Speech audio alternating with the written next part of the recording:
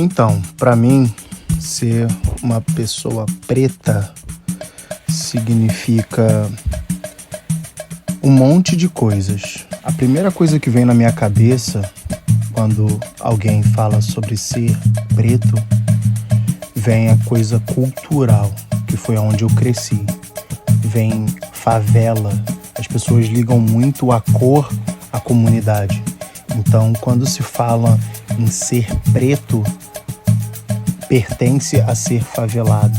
Eu vejo dessa forma, porque ser preto é a minha identidade, mas também outras pessoas fizeram com que eu visse dessa forma essa ligação em ser preto e ligar ao favelado, a pessoas que moram na favela.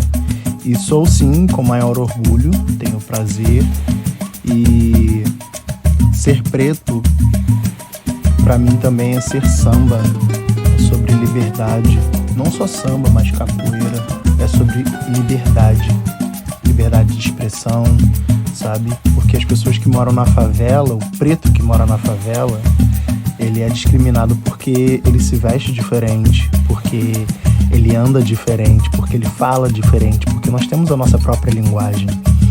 Então, pra mim, ser preto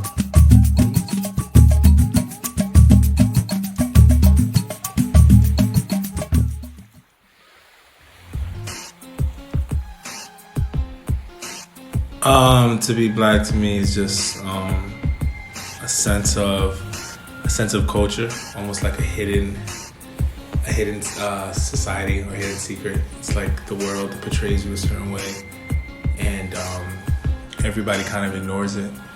And if you're not black, you never really have to deal with it. But everybody who's black kind of like understands that. Although we follow mostly the same rules and mostly the same guidelines as most people in this world, there's certain things that that's different pertaining to us. Yeah.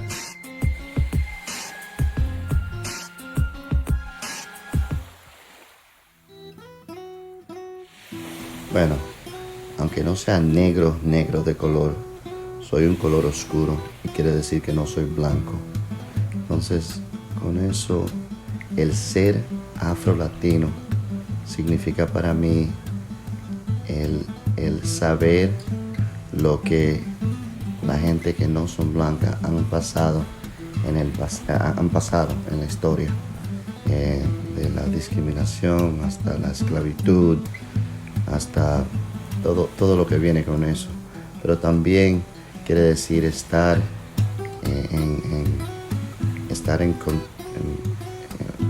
intact con el sabor que viene con esa negrura y tener esa identidad de afro-latino. El bailar, cómo me veo, el cabello, el estar orgulloso de todo eso, de lo que mi papá y mi mamá me dio físicamente, pero también culturalmente. Eso quiere decir ser afro-latino, además de lo que dije al principio, de saber y conocer y seguir conociendo la historia de lo que hemos pasado.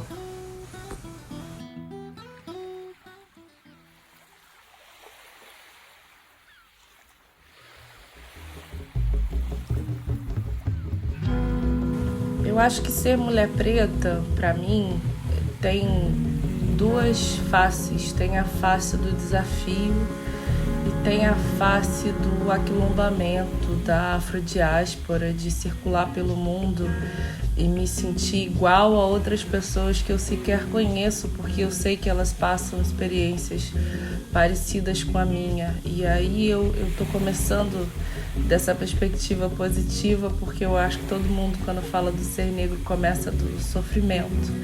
E para mim, essa perspectiva do aquilombamento, de se ver no outro, na diáspora, tem sido um processo de cura e também de empoderamento como mulher negra. estar aqui hoje no Harlem, por exemplo, eu me sinto conectada, feliz, abraçada, me sinto celebrando minha ancestralidade. Isso significa para mim ser negra na perspectiva que eu acho que deveria ser para todo mundo. Mas a gente sabe que não é só isso, né? Então, me reconhecer negra vem a partir da dor, vem a partir do sofrimento, como eu sei que acontece para muitas pessoas. Então, saber que as pessoas em qualquer lugar do mundo se sentem deliberadamente no direito de te tratar como inferior, até saber o seu poder, o seu nível de influência, o seu trabalho. Então, eu acho que ser negro deveria ser só pela perspectiva positiva, mas a gente se reconhece primeiro na dor, infelizmente.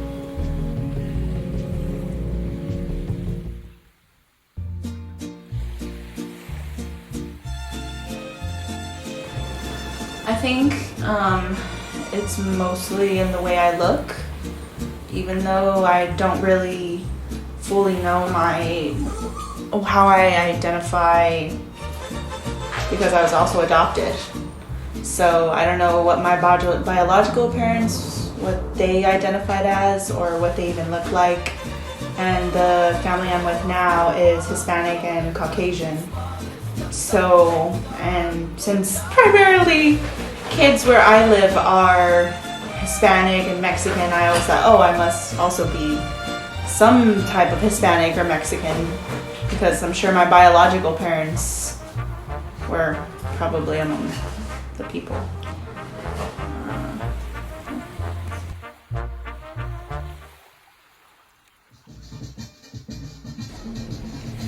Para mim, ser preto / negro significa que a gente tem um passado, uma história, e que a gente tem que lidar com ela cotidianamente.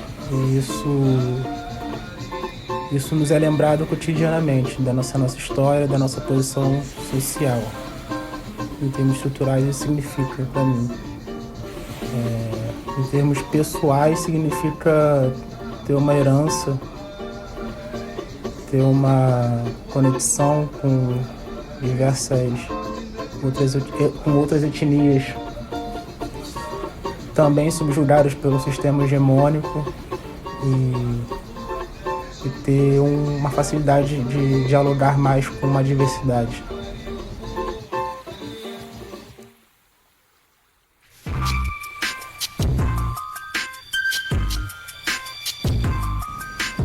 To me, to be black means that I have to be aware of my surroundings, that I have to be careful regarding the police, but most importantly, it means that I'm connected to other Afro-descendants around the globe. So the issues African Americans, Africans, and Black people in Europe have pretty much are the same issues I have in South America.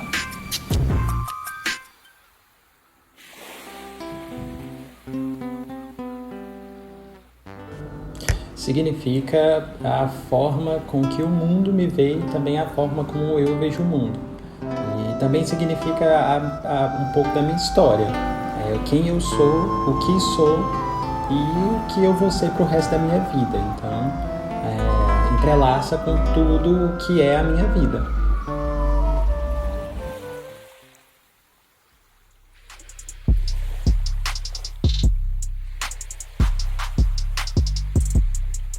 I think what it means to me the most is belonging to a place, and in a way that a lot of, I think, here in America, because it's a mix of people that the majority have like very little connection to where they come from if they came long ago from Europe, and they don't have those cultural and ethnic connections anymore. They have a difficult time understanding what it means to belong to a place. Because it only goes back a couple generations, and it only is in the context of the society we live in now. And indigeneity is about belonging to more than that, belonging to the land. And it becomes kind of difficult because the land has changed a lot. So like with myself, the land that my people belong to does not look the same at all. It's totally unrecognizable. And so that can get kind of tricky with identity, because it really indigenous experiences and identities vary so much now compared to the communities that shared a lot of similarities a long time ago, if that makes sense. Like borders and cities, rural versus urban areas and stuff like that. There's a lot of variation now that gets thrown into the mix that didn't used to exist.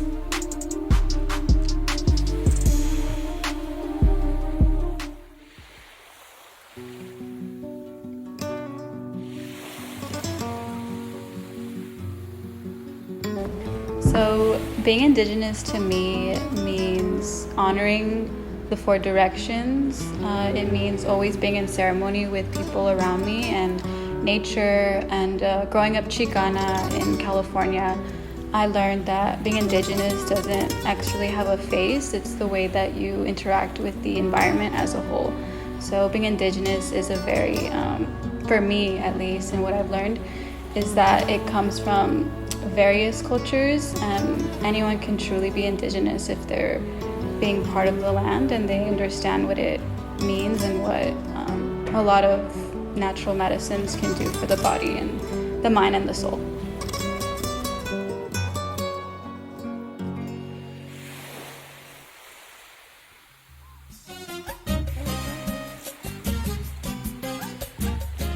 Então, para ser bem sincero, algum tempo atrás eu ouvi um comentário sobre alguns gringos brancos falando. Eu estava comentando sobre um show de samba e eles fizeram um comentário que me deixou assim muito revoltado, mas ao mesmo tempo muito triste, porque eles me falaram: vai ter samba, aquela dança que as mulheres dançam peladas?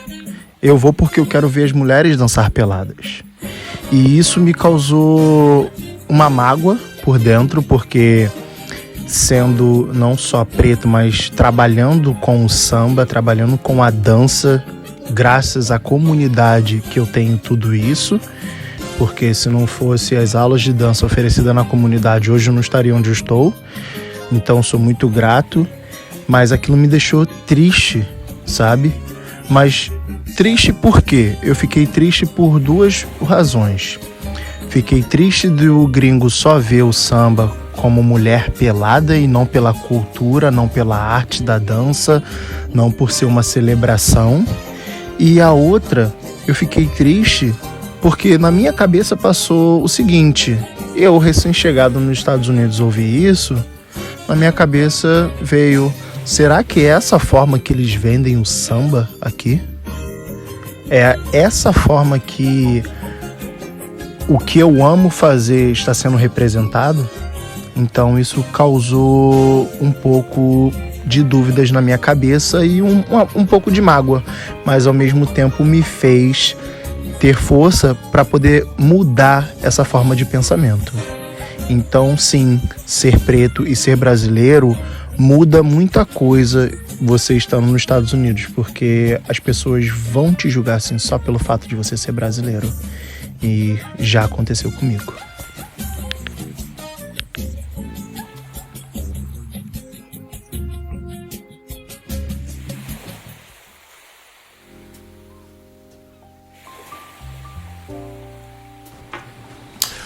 Being black and being Dominican is kind of like almost like your two different characters, two different identities that live within you.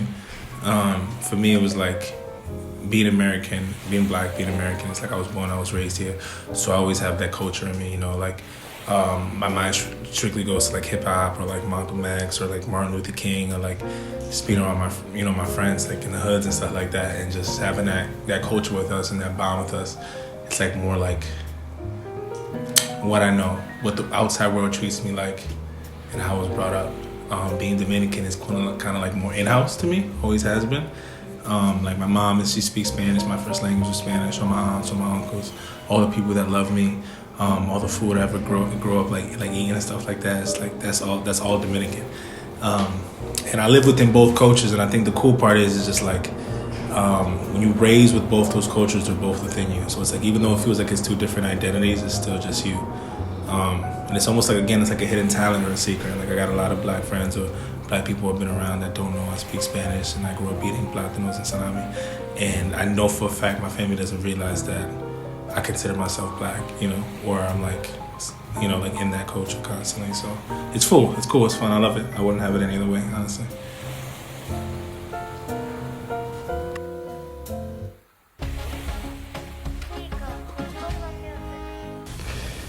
Creciendo aquí en los Estados Unidos, especialmente aquí en Nueva York, yo a un tiempo, por la razón de que a los afroamericanos lo discriminaban así igualmente como los afrolatinos, yo pensaba que éramos el mismo tipo de negro, o que si éramos negro si éramos negros todos iguales, que había nada más un tipo de negro. Pero después me fui dando cuenta de que no era así, y lo que quiero decir es que como que me comencé a dar cuenta que no it's not fair decir que éramos tipo de negro, y quiero decir que it's not fair al afroamericano. El afroamericano creo que ha pasado hasta más trabajo, hasta más discriminación, hasta más abuso aquí en los Estados Unidos y en Nueva York, y tú sabes, en la historia aquí, que el afrolatino,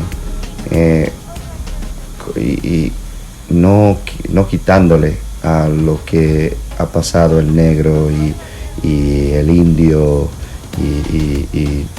y todo lo otro, las otras razas que están mezclados en ser afrolatino, pero así me sentía, y así cambié de mente. Cómo se relaciona ser dominicano a ser negro, para mí lo he tenido que desarrollar entre seguir conociendo lo que he conocido de la historia afrolatina, y cómo se relaciona a República Dominicana, y también como yo he crecido. El dominicano en general siempre o popularmente quiere negar que es negro, o la mayoría, o lo que son oscuros, color oscuro, y que se ven como yo, quieren negar que somos negros, y siempre quieren coger el lado del español que conquistó a la isla, y esa parte de lo que somos, de nuestra raza. Pero como dije, indio, negro, blanco, todos, pero quieren identificarse con ese mayormente. Claro, la mayoría, no todos, pero yo acepto todo, pero estoy muy orgulloso de ser afrolatino, y de tener ese sabor, y de cómo me veo, porque ya yo pienso que desde que tú tienes un poco de negro, ya eres negro.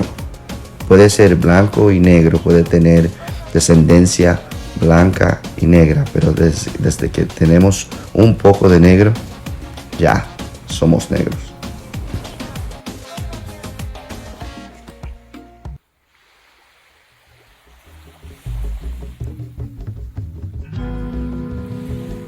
Eu acho um desafio ser uma mulher negra brasileira que circula pelo mundo, porque a gente tem o desafio do colorismo para muitas outras pessoas que são dark skin, tem um processo de sublimação da nossa identidade negra.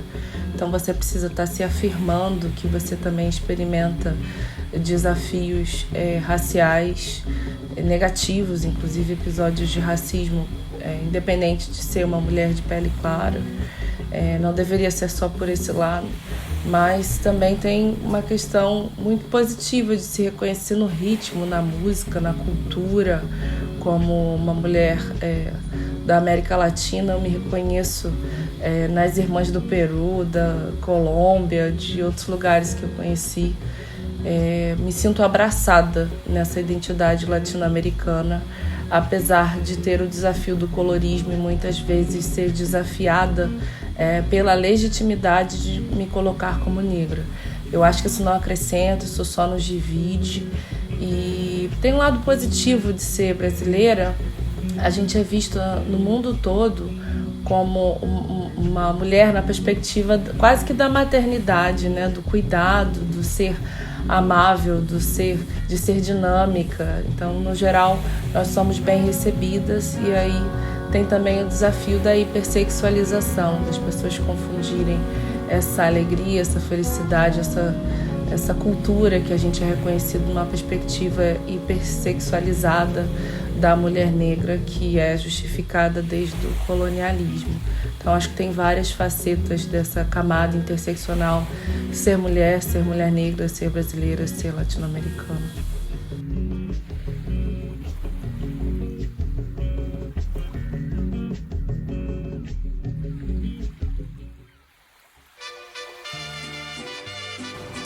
As far as the sense of fitting in, like as in the Mexican community, I've always felt like I should, but I always was a little different from the other kids. I looked like everybody, but because I came from a wealthier household, I was always teased and judged, and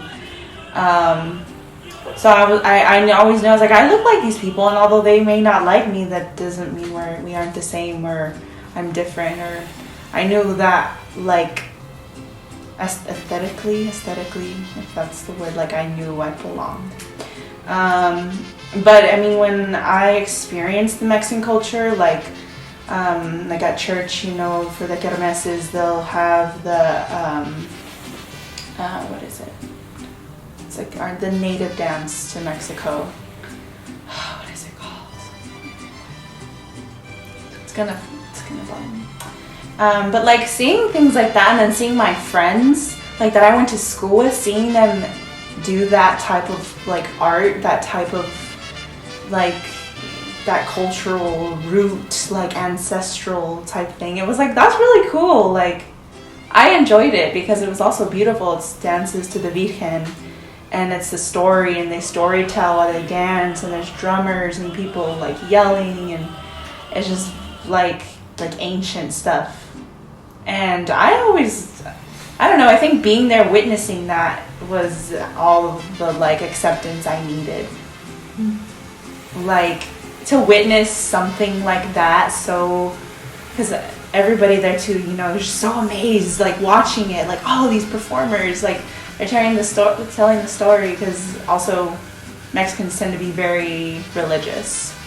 So I think the religion aspect of it too is very important, but nonetheless, we were all experiencing the art, this form of this representation of the culture.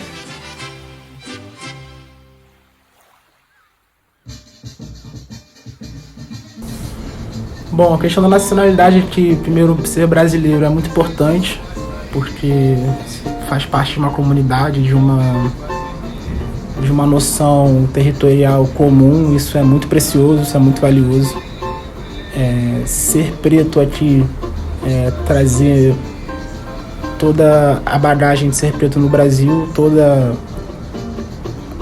tudo que representa ser preto no Brasil, lidando com pessoas brasileiras também não pretas aqui. Isso parece que é uma extensão do Brasil que eu trago, e eu e essas outras pessoas que eu me relaciono, brasileiras, trazemos pra cá. Parece uma bolha. Ao mesmo tempo, sendo preto brasileiro, lidando com pessoas estranhas, com pessoas locais aqui, né, que residem nos Estados Unidos. É Eu sinto que é uma forma meio, de certa forma, não lugar onde as pessoas me olham, me reconhecem como preto, mas me olham com calma e entendem que eu posso não ser dali, mas não sabem exatamente de onde eu sou. E porque meu fenótipo é um pouco diferente, os olhos são mais puxados, parecendo com indígena, as pessoas percebem isso. O tom na minha pele é um pouco mais claro que os das outras. E também resta em mim uma dúvida de eu não sei como as pessoas estão me interpretando, se elas me veem como parte delas ou não. Pessoas pretas, pessoas latinas. É isso.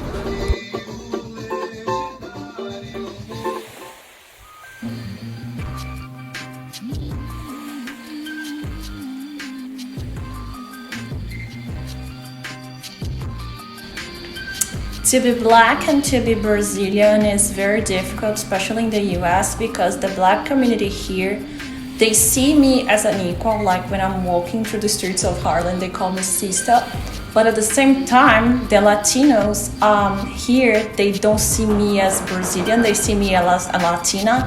Therefore, it's very difficult to me to see myself, because my entire life I thought, okay, I'm black, like I was victim of police violence, I was followed by security guards in stores, so it means I am black. But then when I came to the US, I wasn't black anymore. They see me like a Latina, and it's very difficult to me to disassociate like being black and being Brazilian/Latina, because they're both part of me. But I see that my issues are more close to the black people, black and brown, and we don't have brown in Brazil, then closer to the Latino community here.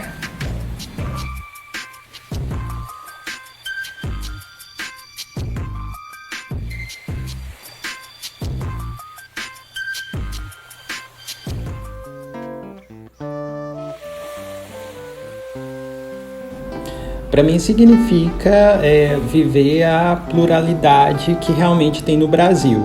Enquanto em alguns lugares eu acho que a questão racial é extremamente forte, muito característica, tem outros lugares onde existe uma certa padronização, onde a questão racial não é uma questão. E é justamente desse lugar que eu venho, onde essa identificação racial ela é um pouco escondida, mas também é um pouco velada justamente por conta do racismo. Então, ser brasileiro e ser preto no meu lugar de fala é ter durante muito tempo não me reconhecer como preto.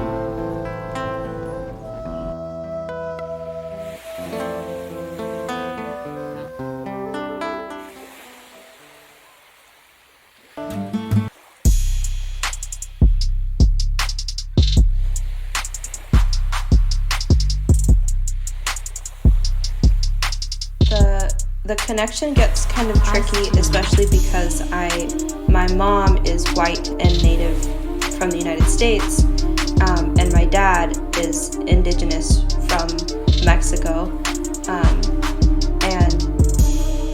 kind of this very weird, different kind of mestizaje. So the mestizo identity, you can talk about that for a very long time and the history of it. But it's not the same kind of mestizo experience that I would have if I was just a mestiza mexicana, like a typical one, I guess, that you would think of under that definition, because my dad is not Hispanic at all. He's not. He's very much just indigenous, and his family is too. And so the experience that I have as an indigenous Mexican in the United States is a little bit different, because I feel a very strong connection, and I still feel a very strong connection when I go, but I am hyper aware of the way, like, my skin tone, my mom's features, that I have, that, I do look like my dad's family, but there's an obvious difference, and I'm not going to be treated the same way that my dad is going to be treated, my aunts, my uncles. And so it's something that I'm very aware of, and it's a very conscious switch that I feel coming from the United States and then going back into my community in Mexico. And so that's a very interesting dynamic because it's like when I go back, I'm not living the same mestizo experience because I'm in my community in a low income area in the place where my family has been for thousands of years. You know what I mean? And my dad is from, his pueblo is called Joco. It's a pueblo originario, and so it's an indigenous village site. And when he was growing up, it was just that. It was like a little pueblo, and it had a river, and there was land and ranchos and all of that. And by the time he was a teenager, Mexico City had expanded really, really quickly, and it had grown right over the top of it. And today, it's in the middle of Mexico City. It's not a pueblo anymore. And so Joco, the pueblo, doesn't exist. The river doesn't even exist anymore. It's just like a highway, basically. So there's like remnants. There's like our cemetery is still there, but it's not going to be the same experience that my dad had growing up. You know what I mean? It's very, very different. And so when I'm talking to other indigenous Mexicans living here in the United States, in the diaspora, it's an extremely different experience because they still have, a lot of them still have their pueblos, but I don't anymore. And there's a lot of discourse around indigenous people living in Mexico City. Like there's a big rural and urban divide, kind of in the same way, sort of, that we have a rural and urban divide in the indigenous communities here in the United States, kind of like the city Indian versus the res Indian, you know, and kind of how it shapes your experience and the different privileges that come with it, because there's a big loss of cultural connection because you're not able to connect with the land in the same way. And then there's a lot of privilege that comes with living in the middle of an urban center and a lot of the resources that you have. And so I'm kind of rambling a little bit, but it's a very interesting relationship that my indigeneity and my Mexican nationality have together, just because of the circumstances of where my dad grew up specifically. So it's complicated.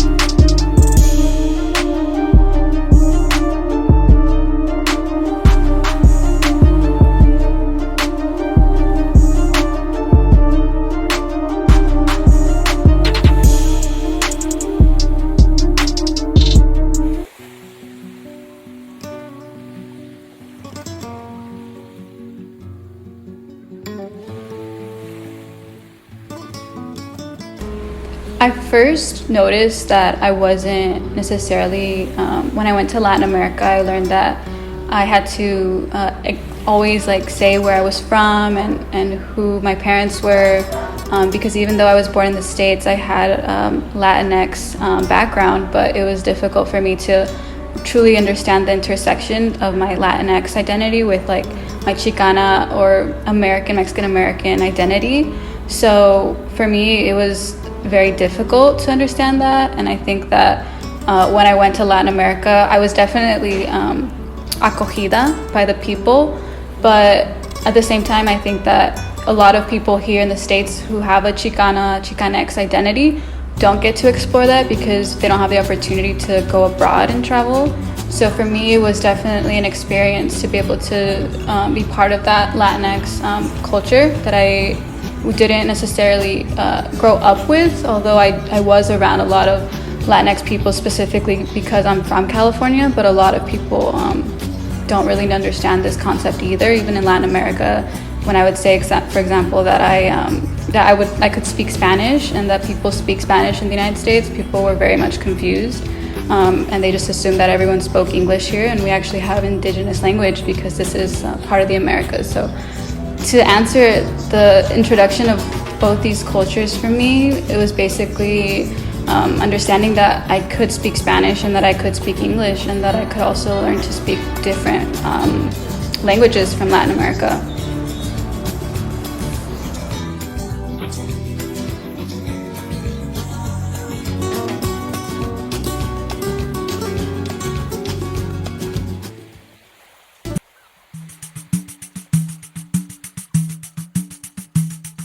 ser um homem preto que dança me gerou, assim, muitos problemas desde a minha infância. Porque crescendo, eu tive que ouvir diversas pessoas, até que eu admirava, até dentro da minha própria família, que falavam: olha, você vai dançar, mas dançar é coisa de boiola, nesse nível. Dançar é coisa de viado, sabe? Então, como uma criança, sabe, preta, cresce ouvindo isso dentro da própria casa? O que pensar? O que acreditar? Sinceramente é difícil, tá? Então, crescer com esse tipo de pensamento gera diversas questões dentro da sua própria cabeça. E demorei um bom tempo para entender que eu não era a pessoa errada. As pessoas erradas não estavam dentro da minha casa. Mas eu, quando criança, não pude perceber isso. Como homem preto que dançava, muitas das vezes eu convidava as meninas para dançar ou até mesmo para sair, me olhavam de rabo de olho porque, de uma certa forma, eu não tinha nada a oferecer. Eu era só o neguinho da favela que estava tentando ser diferente. Inclusive, na minha própria escola, cansei de chamar algumas meninas para sair, todo mundo junto e tal, e falavam que não se misturavam com gente de favela e principalmente com pretos. Mas isso nunca me abalou, não. Na verdade, isso me deu mais forças para ser quem eu sou hoje. Crescendo com os meus melhores amigos, que sim, eram gays, e eu apoio, estou ali para eles, assim, da forma que eles sempre estiveram por mim. Cresci com uns 3 jeitos, né? Como dizia meu pai. Porque eu brinco sim, eu imito sim, mas isso não quer dizer que eu tenha que ser. E sempre tratei todos com muito respeito, da mesma forma que eles me tratavam. Então, a dança, o homem que dança, infelizmente ele é visto como um gay. Azar é o deles, porque enquanto eles estão preocupados se eu sou gay ou não, as mulheres lá deles estão todas querendo dançar comigo. E eu danço com todas elas sem o menor problema e sem o menor preconceito.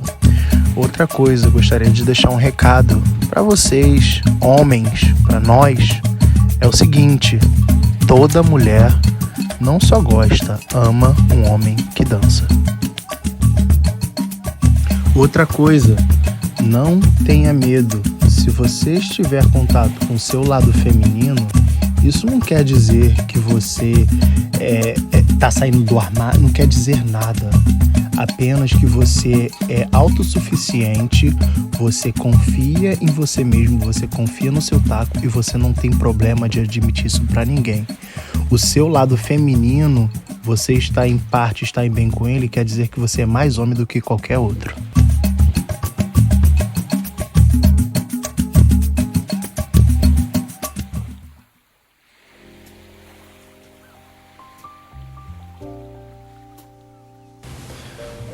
It's interesting, I think, how race and gender actually do like manifest itself, because it's like there's definitely a perception. You know, when you're a black male, it's like there's always like a form of like aggression that's expected from you.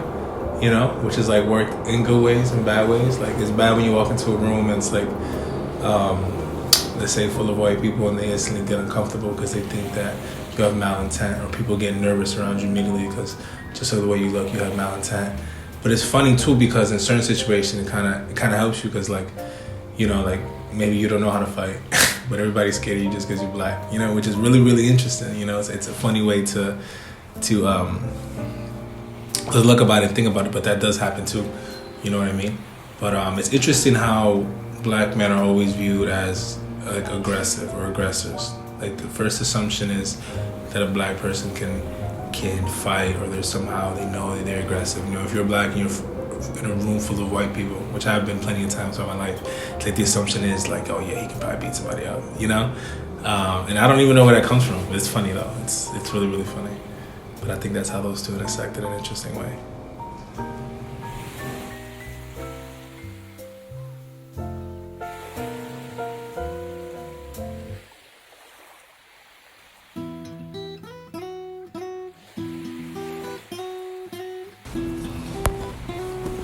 específicamente en la cultura dominicana, el hombre se espera que sea macho, que sea un hombre de hombre, un hombre duro, un hombre que, por ejemplo, sepa trabajar, que se sepa defender, que es fuerte, ¿sabes? Y de esa manera.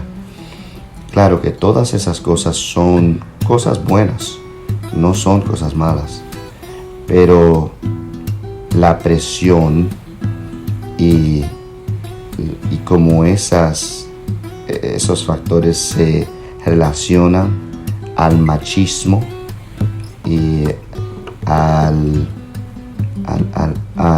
la superioridad, entre comillas, a la mujer, es lo negativo en el aspecto. El ser afrolatino, el ser negro, se relaciona para mí, para mi gender, en yo saber de que no tiene que haber una, ¿cómo te digo? Una expectation. No tiene que haber, no se tiene que esperar que todas esas cosas definen a mi ser. Yo puedo ser lo que yo quiera, me puede gustar lo que yo quiera, y en general a todos nos pueden gustar lo que uno quiera, y tener la identidad de un hombre afrolatino. A mí personalmente me gustan las mujeres, esa es mi preferencia de sexo, pero al que no le guste, al hombre afrolatino que no le gusten las mujeres, bueno, no le quita el ser un hombre afrolatino, no le quita el ser un hombre, un hombre en sí. Entonces, así como viene con mucho machismo, con muchas esperanzas de cuál sexo le gusta a quién y cuál es mal, y muchos tabús en término a eso.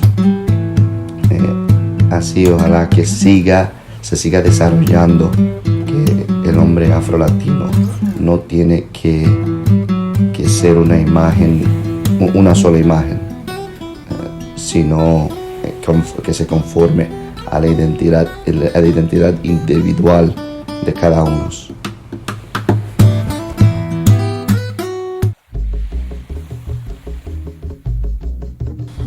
Tem um desafio de ser mulher negra brasileira pela hipersexualização dos nossos corpos desde o processo de escravização do povo negro. Então, deliberadamente, as pessoas acham que têm mais acesso ao corpo da mulher negra. E se colocar como uma pessoa que acredita, que preserva, que luta pela liberdade sexual dos corpos negros femininos, muitas vezes é confundida com uma liberdade de acesso ao meu corpo sem a minha permissão, é o tocar o meu cabelo sem a minha permissão, é o alisar as minhas costas ao me cumprimentar sem a minha permissão.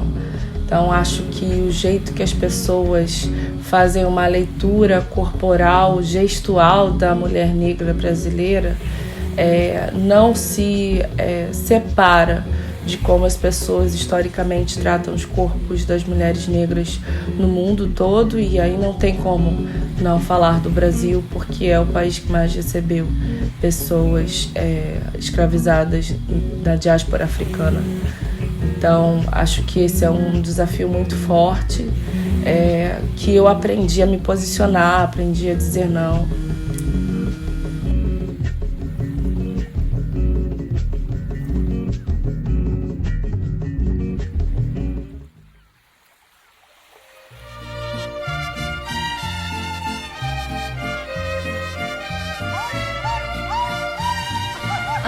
sexual identities and fun stuff. I've just kind of embraced what I look like and what I've identified with, and I've found the beauty where I come from, and I think beauty begins within, and once you find your inner beauty, other beauties will see it as well. And I only attract beautiful people, and that's the only way I can put it, is I attract beautiful people who are beautiful inside and out. And I think, I guess maybe that's really weird. Maybe it is the way I look that I'm okay with women. Like, I'm okay to, I don't know, do things with women that even men aren't comfortable doing, or I don't know, I feel the beautifulness of a soul and not what you look like or where you're from. I don't give a fuck what the color of your skin is. We vibe. And I tend to attract people who are very similar. So I just love, and I want everybody to love each other for not how we look, but how we make each other feel.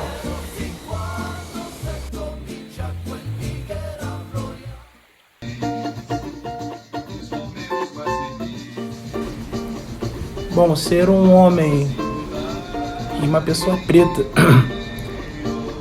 pra mim é bem contraditório, na verdade, porque quando a gente pensa em ser um homem, remete a um sujeito de direitos, né? Algo que uma pessoa preta já não goza de direitos e uma sociedade civil, porque a gente se enquadrava dentro de um código escravocrata, né? Um código civil escravocrata, não civil, na verdade. Então, é bem contraditório. Nos espaços de socialização,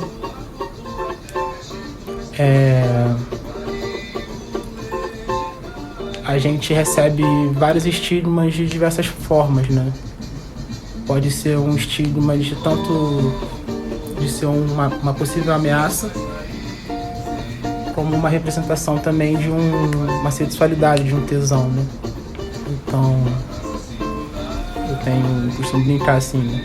Entre duas contradições, o tesão e a tensão, o que o meu corpo na rua pode proporcionar, sabe? É bem contraditório, e são essas duas perspectivas que mais vêm no contato imediato, cotidiano, espontâneo.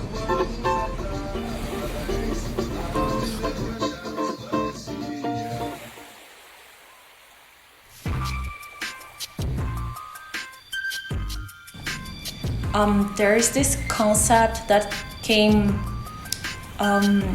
very important since the dictatorship we had in Brazil, that is the Brazilian woman seen as object of sexuality and being the representation of beauty, but not in a good perspective. It's just it means easy sex if you travel. Of course, Asians have the same in Thailand and other countries, but in Brazil this is very specific because it was propaganda years ago, and it's still in the mindset of a lot of countries around the world. So it's very difficult to be seen because of my skin color and my traits.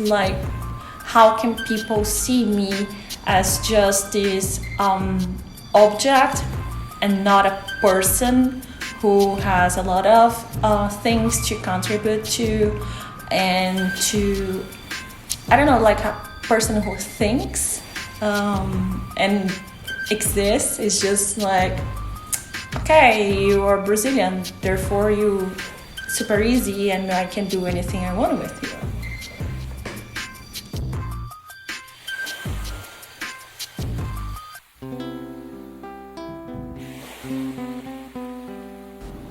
Eu acho que ser um homem preto, e falando bem sobre gênero, no meu lugar de fala, é uma questão de como literalmente a sociedade te olha de forma estranha mesmo e te objetifica como algo completamente marginal, o que é de uma extrema tristeza, porque literalmente ser seguido em loja, ser olhado de forma diferente, não só pela sociedade, mas também por aqueles que deveriam nos proteger, por exemplo, a polícia.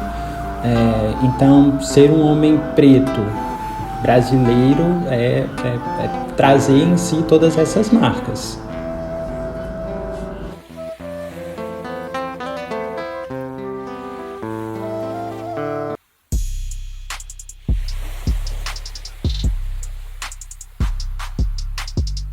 So,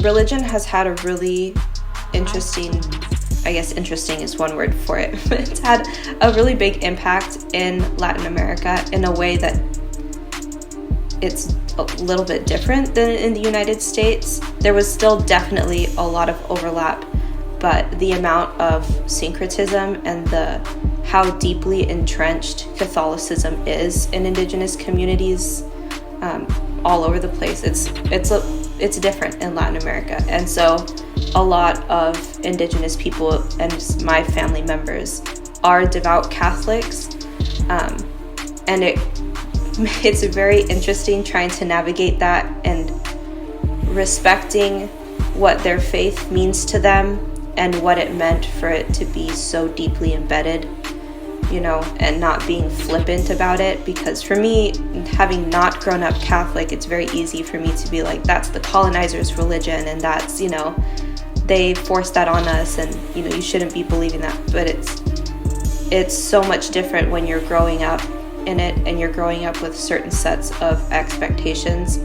And for me, it's interestingly different because my grandfather, who didn't speak Spanish until he was a teenager and into adulthood, when he came to Mexico City, he was abused by members of the church, and so he would refuse to go into churches. And my grandmother was a devout Catholic, and so my dad kind of had both of those influences, and so he calls himself a recovering Catholic. So he went to church as a little kid, but as soon as he was old enough to refuse as like a rebellious teenager, he stopped going. And it was important to him that we did not grow up with that, because he saw the pain that it had caused his dad and himself and members of the community and his culture. And so it's not very common for me to interact with other indigenous Mexicans in Mexico that are not religious. And the United States is different because we have that, we're in the diaspora, we have that disconnect that's already there. And so it was a lot easier for people to sever those religious ties, I guess. And so it's more common here, but going back to Mexico, it's not as common. And so from an outsider's perspective, seeing how deeply entrenched those Catholic and Christian beliefs are, and the way it's been able to slowly chip away still at indigenous cultures, and in some ways the way it has helped indigenous cultures survive. And like Day of the Dead is an example that my family has always celebrated. My great-grandparents, my grandparents, my dad, we grew up with it, and it was something that was such a strongly held belief and like such an important holiday that obviously it wasn't something that the colonizers were able to just rip out and replace. And so just like a lot of other things, it became like a syncretism with Christianity, and they were able to say like, okay, you can keep parts of that, and now it's all of a sudden it's All Saints Day or All Souls Day, and like we're also gonna have like crosses and saints, and candles and things like that they were able to kind of mesh the two. And that is pretty much one of the only ways that it was able to survive, was by having those Christian and Catholic elements in it. Yeah, and so it's hard because you have to respect the way that indigenous people were forced to make those adaptations in order to continue their culture. And it's kind of a painful, nuanced thing to kind of have a handle on. And so I know a lot of people here in the United States, especially the ones that are reconnecting to their indigenous cultures, that want to start participating in Day of the Dead, they'll make a conscious effort to cut those parts out and not want Christian representation, which is totally valid. But I've seen a lot of other people too that have been trying to shame or criticize people that have crosses and saints and like La Virgen de Guadalupe and, you know, things like that there in their altar and their ofrenda or at the grave sites. And that's just not right to me, because you don't know all the pain and the suffering that went into just trying to get those traditions to survive over the generations through that religious trauma. And then what it's grown to mean to those communities and those families that now have very strong faith systems in the Catholic Church. So it's a really complicated subject, and one that I think requires a lot of care and nuance. There's no like easy separation of the two.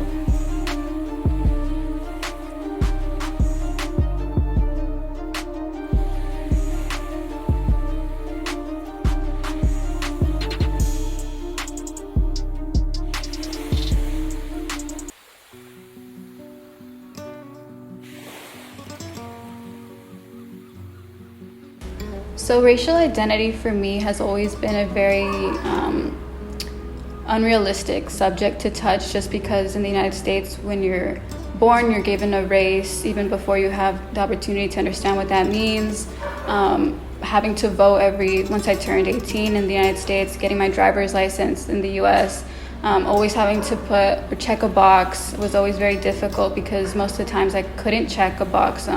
Even though I identify as Indigenous, I can't check Native American because I don't have the blood quantum. And I don't, even though these lands are from the Americas and I am Indigenous to these lands, it's difficult to even put myself in these boxes because of how actually diverse we are as a people in the Americas. So for me, what I learned was that through my spirituality, I could find a way to do this, and I don't necessarily identify with a race necessarily. I just identify as being Chicana, and from that I learned more about spirituality, just always blessing myself in the morning, and never truly like talking bad about other people, because that hurts the soul, and just I guess learning a lot more about myself and who I am without people having to put a box on what I am.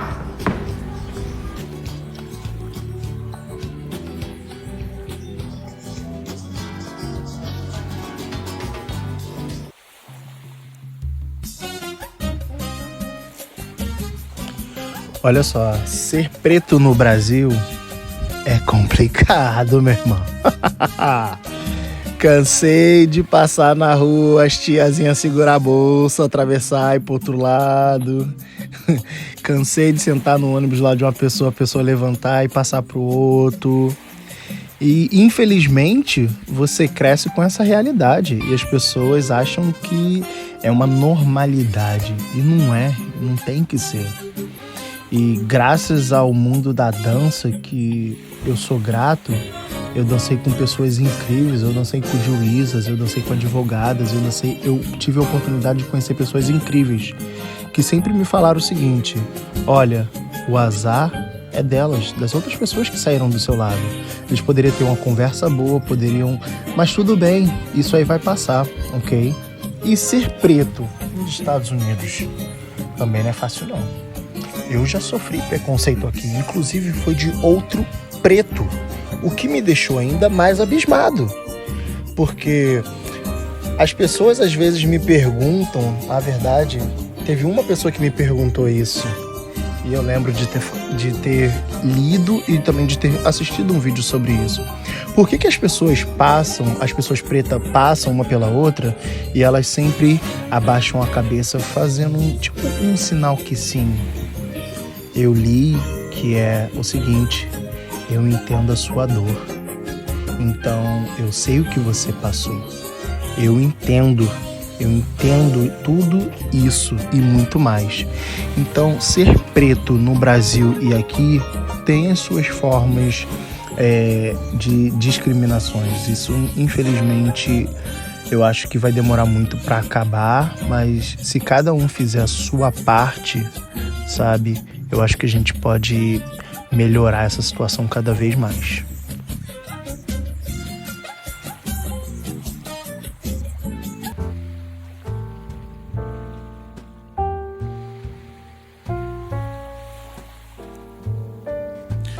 The way race is different from here in DR is actually really funny because here it's clearly like, like anybody sees me in the street or anybody I ever met, the assumption is I'm black, I'm African American, which is, partially true, I am black, but I'm Dominican.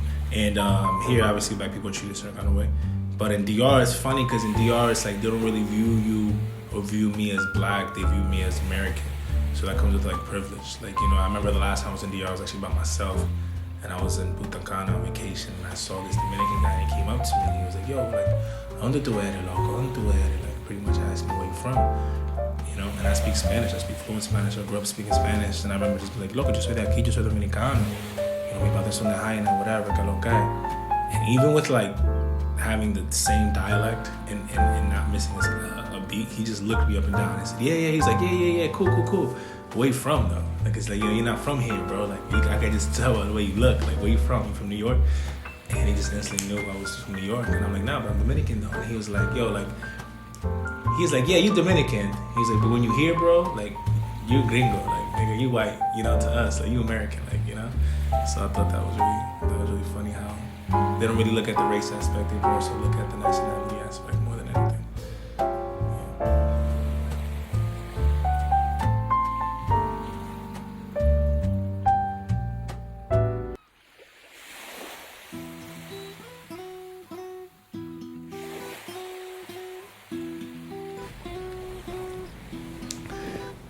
Ser afro-latino en Nueva York y ser afro-latino en República Dominicana son dos cosas, puedo decir, diferentes. Aquí en Nueva York el movimiento para mí se siente de los afro-latinos. En República Dominicana se siente que todavía hay un rechazo al ser afrolatino. Bueno, y al ser negro en realidad. Cuando recientemente fui a la República Dominicana de visita, fui a varias ciudades, a varios municipios, pero me quedé mayormente en Santo Domingo. Y en Santo Domingo vi cómo hablan de los haitianos todavía, así en este día y en el presente. Y veo cómo hablan como que el negro es menos que alguien un poco menos oscuro. Pero como he dicho hace unas preguntas, que si tienes un poco de negro, eres negro. Para mí es así. Le he explicado a varias personas con las que tuve conversaciones que los haitianos, así como se tratan a los haitianos aquí, bueno, cuando estaba en República Dominicana, en Santo Domingo, así como se tratan los haitianos aquí, así tratan el dominicano allá en Nueva York, o por lo menos antes, cuando yo llegué y cuando mi mamá llegó y cuando familiares míos llegaron. La discriminación con la que yo crecí es la misma discriminación que el dominicano le da en República Dominicana al haitiano. Y eso es una de las hipocresías más grandes que yo he visto y que he sentido en realidad, porque soy parte de la cultura dominicana, y el saber que a una gente la tratan igual a como me trataron a mí, que soy dominicano, en Nueva York. Por ejemplo, las autoridades, la policía, el blanco en sí, no todos, pero muchos, cuando yo crecía, como me trataron a mí, y comparándolo a cómo se trata el haitiano en República Dominicana, me da hasta vergüenza.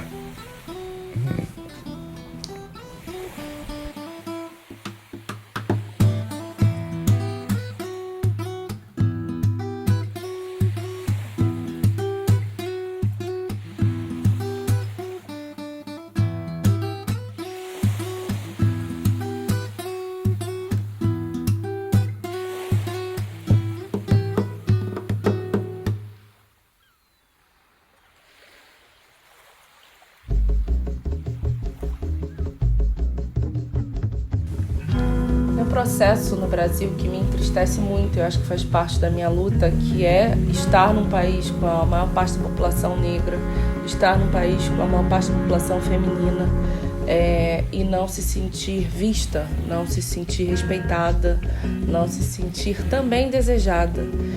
E estar nos Estados Unidos, né, um lugar que tem aproximadamente 15% da população negra. No Brasil a gente tem em torno de 55% de população negra.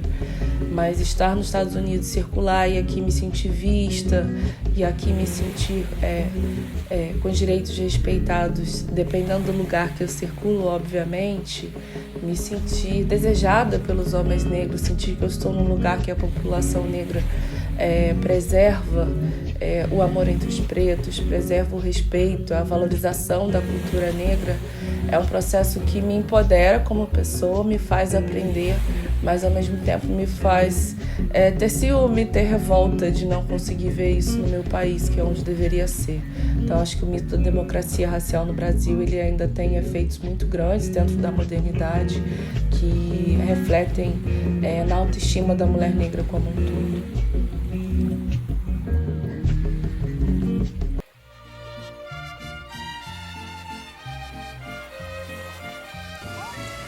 Here, I don't know how many times I've been called exotic looking or like, you know, different, or I've been I've been told I look Arab, I've been told I look indigenous, I've been told I look Samoan, like Hawaiian, like, and it's beautiful. I'm like, man, I wish I was, but then I'm like, oh, I'm Hispanic, I'm Latina, I'm from New Mexico, so I'm Mexican, and people are like, what? And people think it's so beautiful and it's so unique, and that's why I've just embraced who I am, because, and not just me, but everybody should embrace every single part of who they are, because it's your story and it's you, and that's what makes you beautiful. You stand out from everybody else.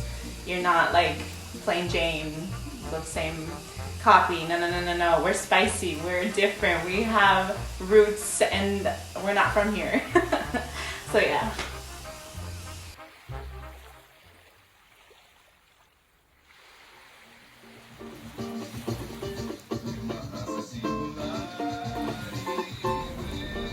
Eu acho que por habitar espaços institucionalizados, assim, e bairros com bastante aparato de segurança, aparatos do Estado, aparatos privados, da sociedade civil também. E por eu estar acessando esse espaço junto com pessoas brancas, ou enfim, né, não latinas, não pretas, parece que há uma aura de uma concordância com a minha presença ali, de se eu estou ali é porque eu estou enquadrado em certas perspectivas que esse espaço remete, né?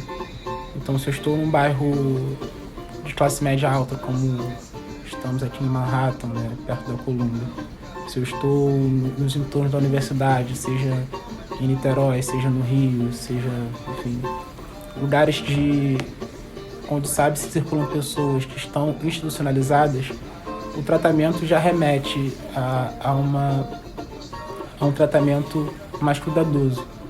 E isso não pelo espaço, mas também pela pessoa, por mim, pelo jeito de falar, pelo jeito de me portar, pelo jeito de andar, pelo jeito de olhar, pela vestimenta. Isso são códigos que ficam expressos na paisagem e que de alguma forma, denunciam de onde o lugar que eu vim. Como o lugar que eu vim é um lugar acadêmico, institucionalizado, o primeiro momento não é de embate.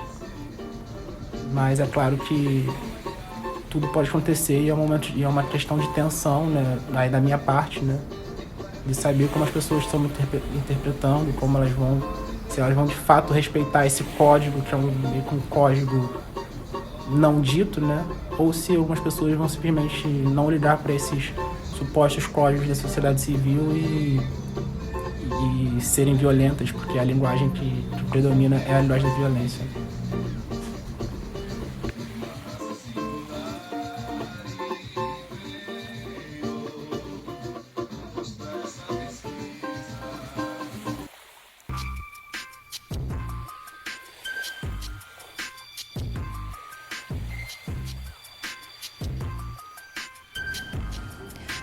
In Brazil, my racial identity is aggravated by the place I come from, because I come from the peripheries / outskirts of São Paulo, and they don't have also the same concepts we have on race here and ethnicity. So there are things here that are acceptable that in Brazil they would never be.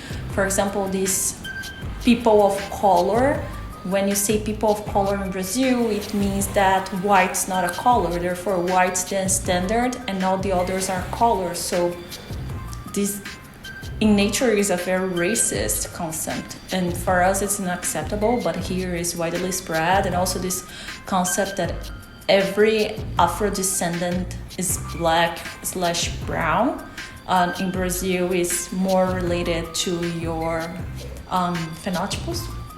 I don't know this word in English, and the skin color, and if you have suffered racism or not, and the texture of your hair, and not very linked to your ancestors. So when I came here, people were saying that I could be European, and sometimes people think that I am Portuguese, and I get very offended because they colonized Brazil, or they just start speaking Spanish with me, assuming that I'm Latino.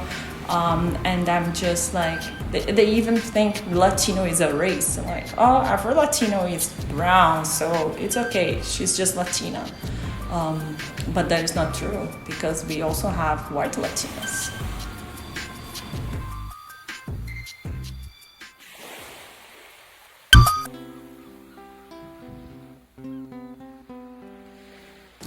Fazer essa comparação da minha identidade racial aqui nos Estados Unidos e no Brasil, ver uma invisibilização que acontece aqui nos Estados Unidos pelo fato deles me enxergarem como latino e não apenas e não como um homem preto, sabe? E eu acho que de certa forma descaracteriza toda a configuração que a gente tem na América Latina. Na América Latina você não tem só os latino-americanos, mas você tem vários latino-americanos. E aqui que é como se fosse um grupo só. E o que eu acho que é triste, né? Porque você descaracteriza toda uma população.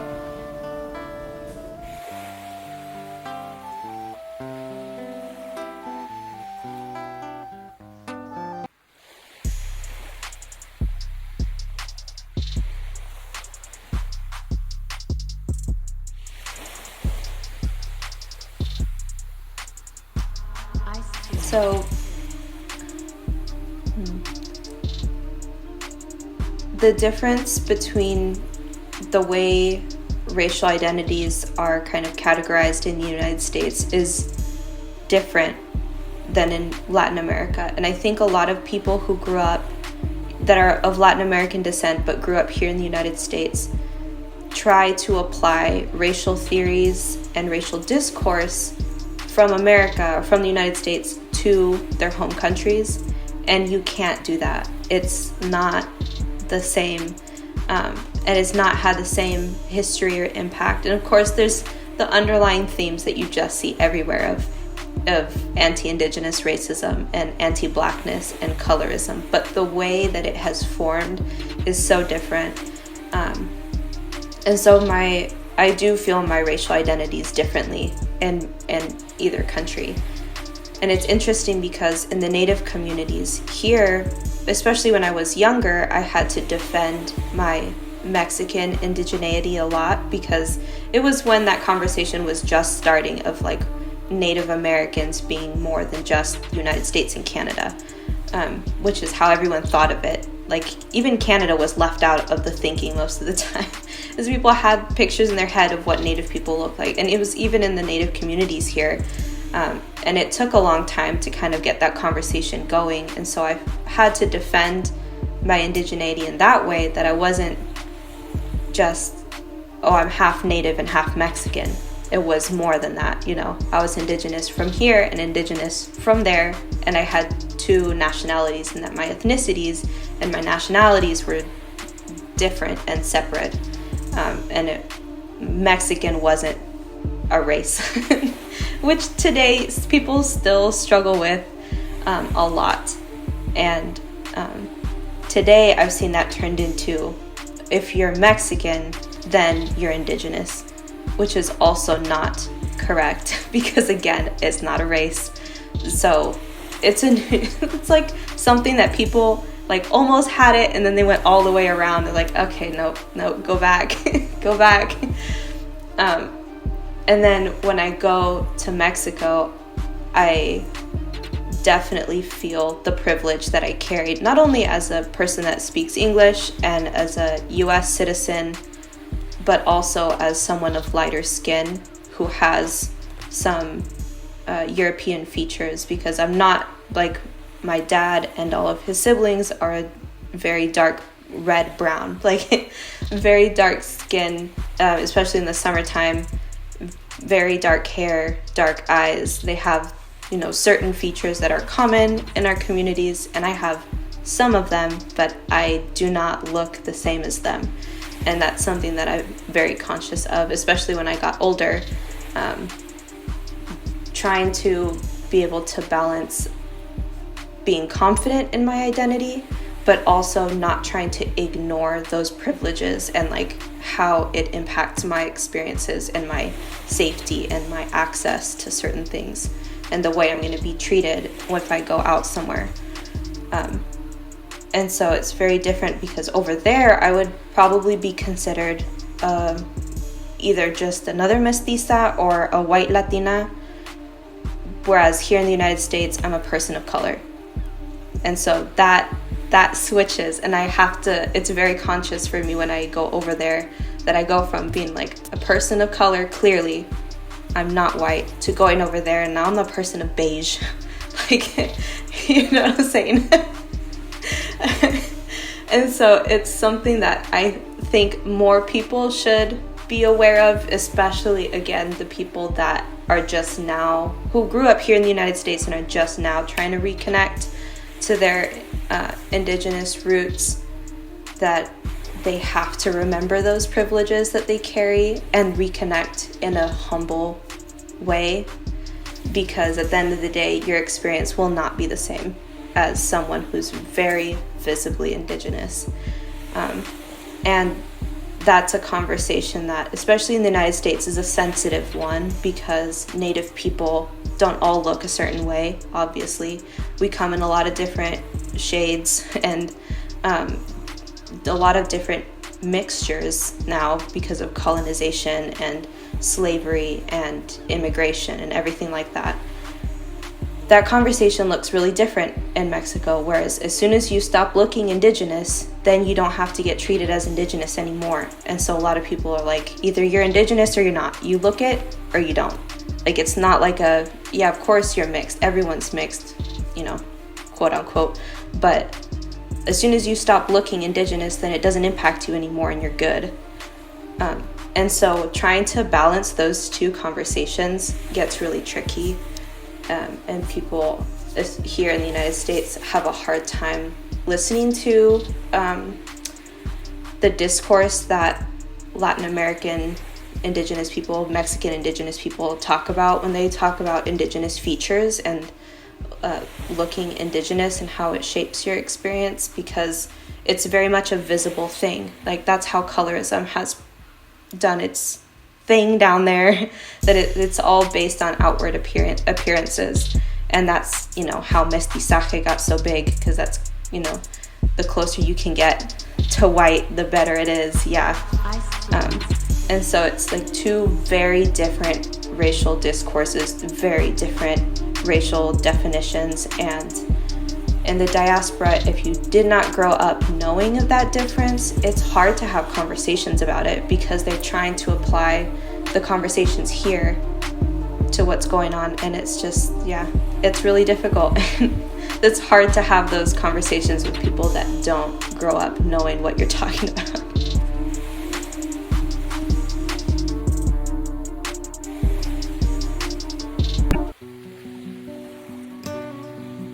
So growing up in the United States, you don't really question it, especially being from here. You don't question how you look necessarily until you get to a certain age where you notice people noticing your attributes.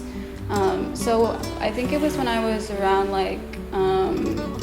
14 when I realized I was very quote unquote exotic, when people would tell me that if I had tanned my skin or if and at the time I thought it was a compliment, but as I got older I just realized how it was just very much the skinning of my body, and I just associated a lot to the indigenous skinning of people's. So basically it wasn't a problem, it was just kind of an eye-opener to see how much Anglo people really try to look and appropriate a lot of the cultures that are part of the US already, and if the US wouldn't be what it is without these cultures.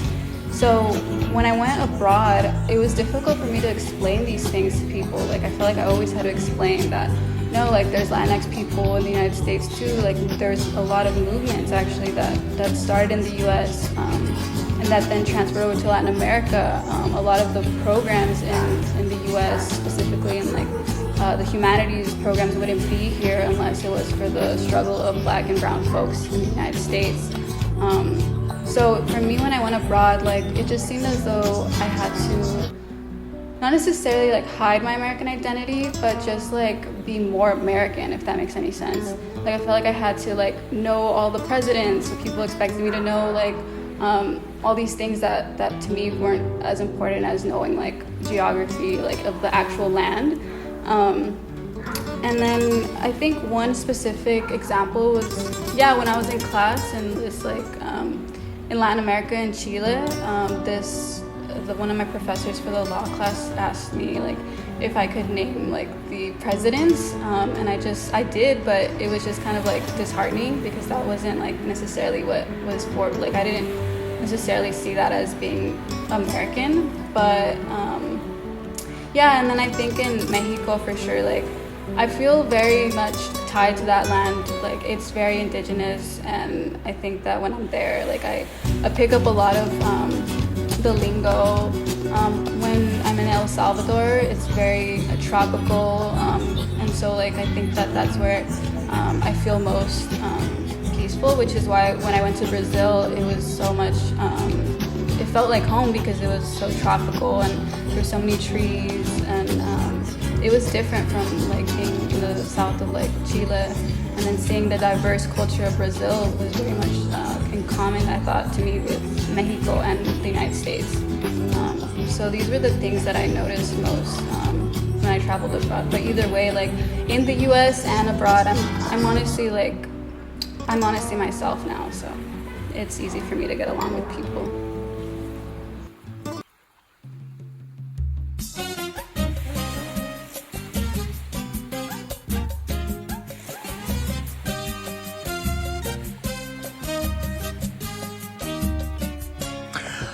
A arte.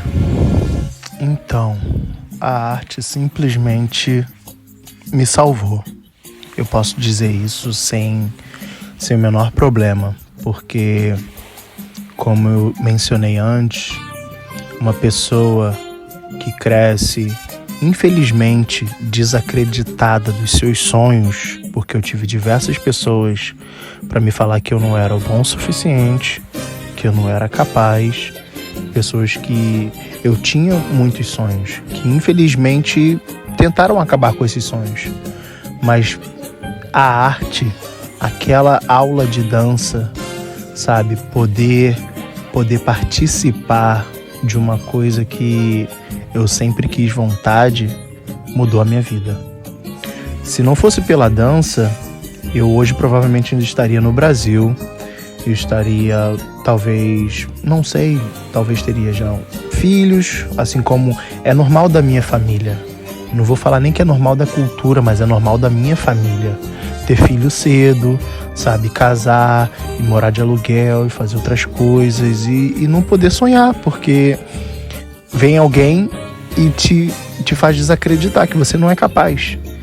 E a dança, a arte da dança, sabe, que eu tive um professor preto que foi assim um dos meus maiores incentivadores, que é o Rômulo de Oliveira.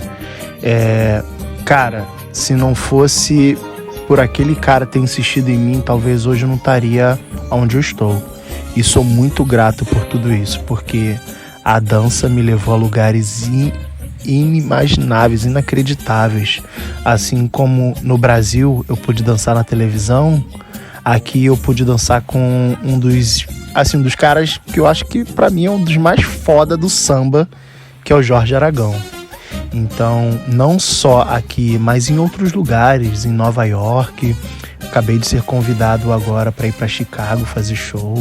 Então, tudo por conta da dança. Então, eu sou muito grato a ela, porque sem ela, eu não sei quem eu seria hoje.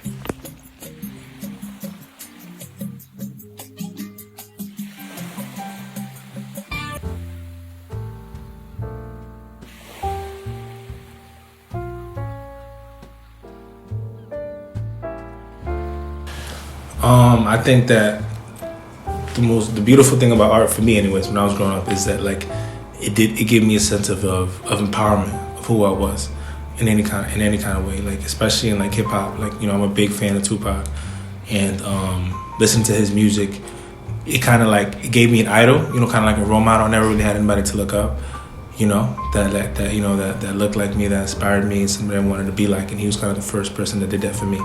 And just through his lyrics and his acting and his movies, I found a sense of belonging and like a goal and aim I could shoot for and somebody I wanted to be like.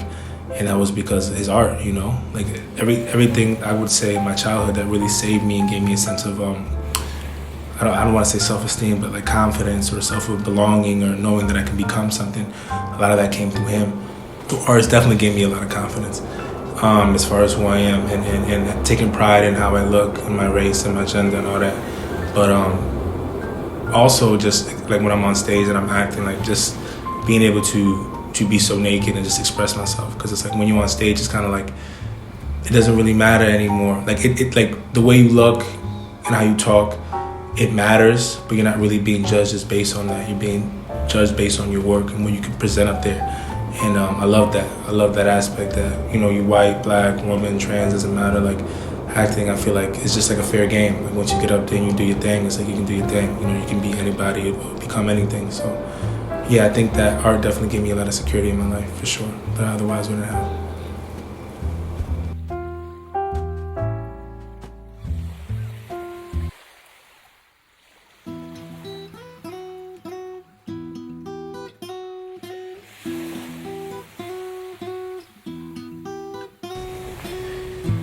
El arte, el baile, la educación, cosas muy importantes para mí. Y le agradezco mucho a mi mamá que me inculcó todo eso. Ella fue la primera que me enseñó a bailar salsa, la primera que siempre estaba empujando para que yo aprenda lo máximo posible y adquiera una educación no solamente universitaria, pero también casera, ¿sabes? Entonces, el baile tiene mucha cultura. Para el dominicano, el baile es vida, porque el dominicano baila cuando está triste, el dominicano baila cuando tiene problemas, el dominicano baila cuando está contento, el dominicano baila hasta cuando está en depresión. No sé cómo se puede estar en depresión bailando, pero hasta en ese estado el dominicano baila. es una parte central de nuestra cultura. Y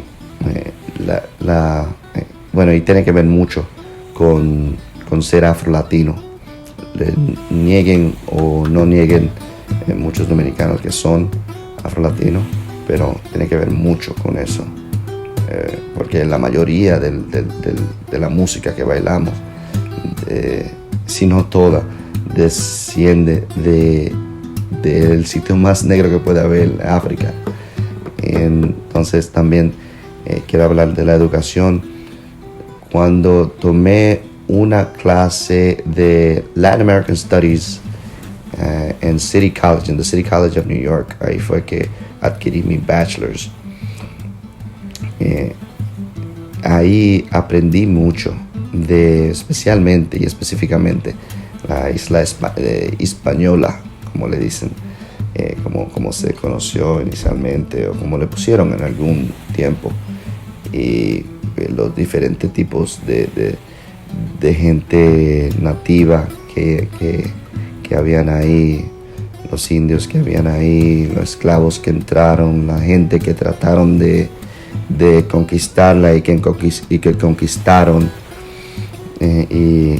y añade a mi identidad afrolatina.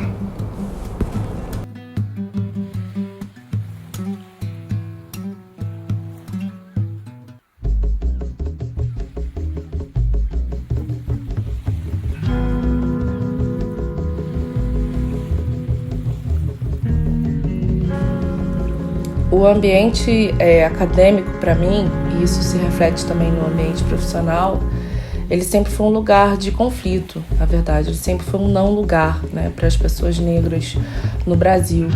Então, era sempre o lugar que eu era a única mulher negra, e isso me causava muito incômodo pela falta de representatividade, pela falta de ter alguém para trocar sobre as experiências de vida, de aprendizado, sobre outras perspectivas que eu visualizava dentro do direito, por exemplo.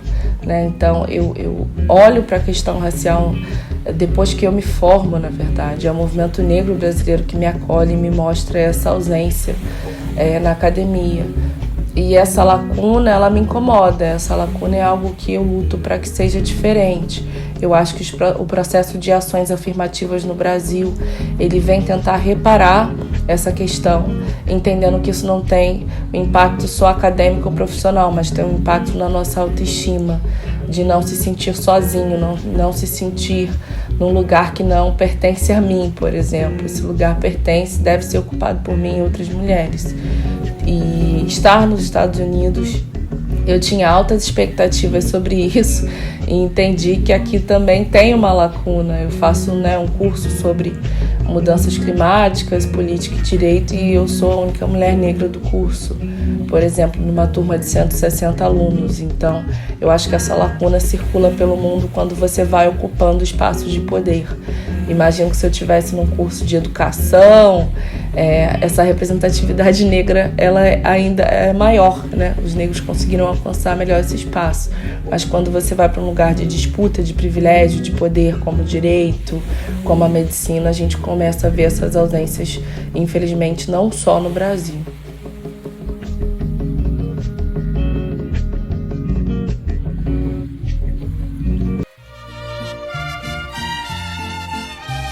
How I identify as Latina, Hispanic, Mexican, and how it's always goes back to beauty for me. I think, especially in the world of opera, there's not many Latinas. And the opera world is very unrepresented.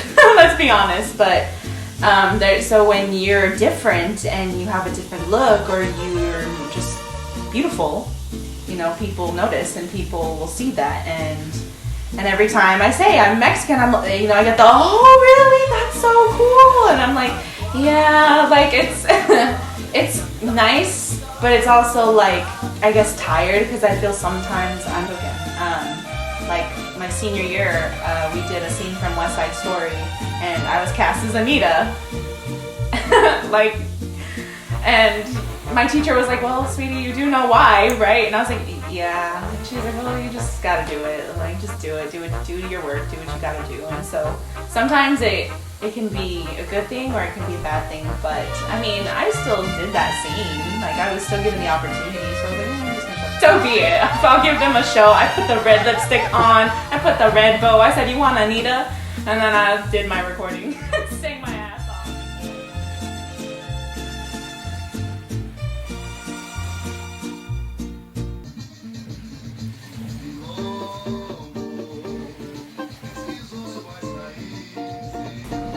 Na minha adolescência, por volta dos 15 anos, a arte, principalmente o hip hop, mais especificamente Racionais MCs, foi um fator, e Emicida também, foi um fator muito importante para mim,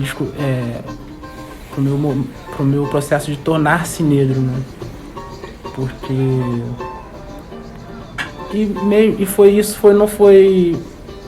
acho que foi meio instintivo, não foi necessariamente direto, né? Porque se expressou com o cabelo crescendo, com a busca por referências negras, de Jimi Hendrix e Cartola, a busca de um universo negro que me expandiu para além das caixinhas de estilos musicais separados, né? A partir da arte, do conteúdo negro da arte, eu me vi transbordando de certas fronteiras conceituais em termos de música, principalmente, né? E descobri Basquiat também, então eu fui me preenchendo com essa negritude brasileira e do universo atlântico.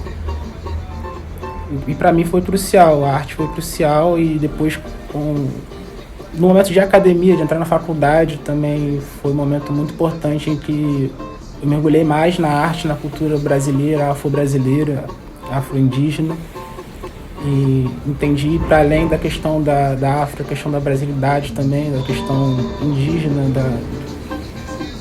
dos nativos brasileiros, e como isso conformou a minha identidade como forma geral, os estilos musicais. E depois, em termos acadêmicos mesmo, né, científicos, teóricos e práticos, as teorias, os estudos sobre raça, gênero, classes de interseccionalidades, eles realmente vieram somando muito, assim, dando uma carga muito, muito forte para a minha identificação enquanto uma pessoa preta no mundo ocidentalizado, no mundo que busca um padrão de sociabilidade da branquitude, né? Então, a arte foi crucial, e assim como a academia também depois veio somando bastante.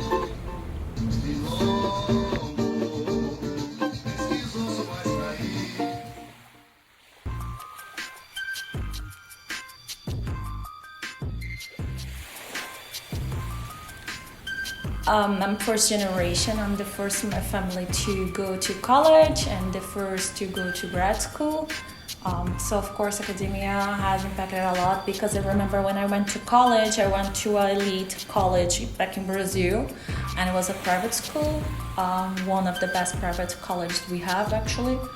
And everybody there was like very rich, like middle class, upper class, and I couldn't fit there because all my clothes were secondhand clothes, donated by my mom's friends, because we didn't have money to buy. We didn't even have running water in our home past 5 p.m. So I had like to go to college earlier than my classes to take a shower, and I would travel like 1.5 to 2 hours each way to get to college and to go back home. So it was very difficult to me, because at the same moment that I was accessing something that my parents never had, or neither my sister or my neighbors, at the same time they were seeing me as the other, not part of the community anymore. So I learned the standard Brazilian Portuguese.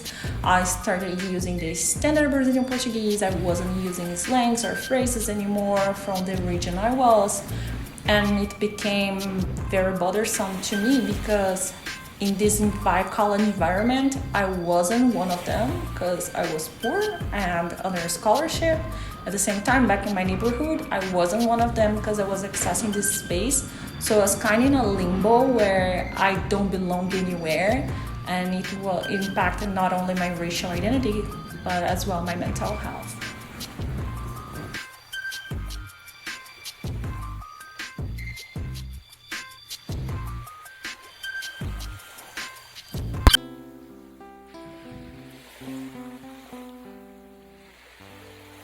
A academia, sem dúvida alguma, foi um divisor de águas para que eu conseguisse me enxergar como um homem preto, porque foi justamente ao sair da minha cidade natal, que é uma cidade extremamente pequena no interior de Minas Gerais, e indo para a universidade, que eu fui enxergar o quão plural e o quão necessário é a gente se encontrar nessa questão racial.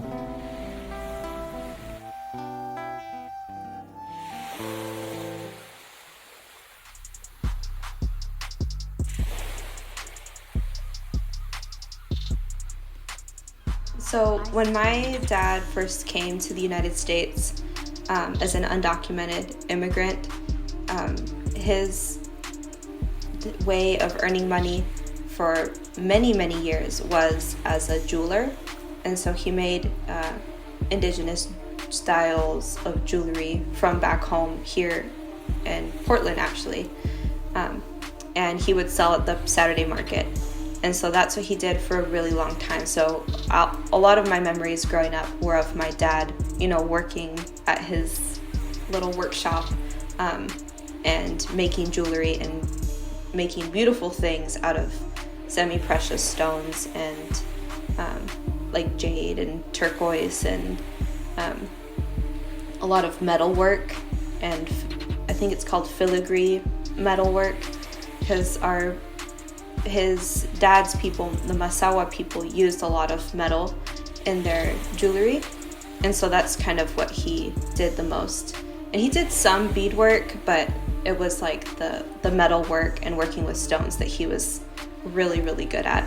And so I grew up watching him do that, and he's always been very artistic, and my mom's always been very artistic. And so they would make my regalia when I was little and like bead all of my stuff for me, make my dresses and my skirts and my cradle board and all this stuff. And then I got to a certain age where I had grown out of those things, and then no one made me new ones. And I realized I have to learn how to do this stuff too. Like, they can't do it for me forever. And so little by little, I began learning those things. And before it was okay, that's just something that they do. But there came a switch. It was it is my responsibility to learn how to do these things, not just for myself, but so that I can make it for future generations too. Because that's going to be my job someday, either as a parent or an auntie or, whatever.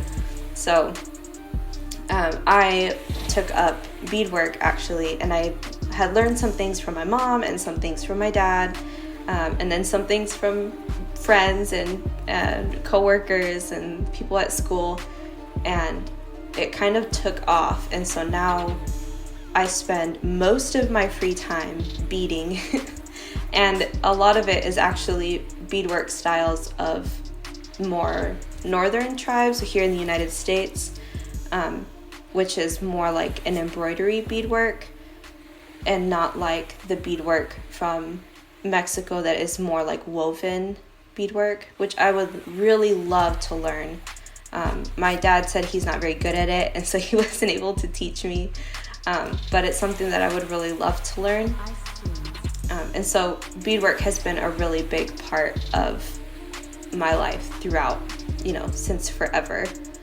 And then art has kind of found its way into my life in other ways too. My dad growing up was really into poetry, and so we had a lot of poetry books in Nahuatl, in one of our languages.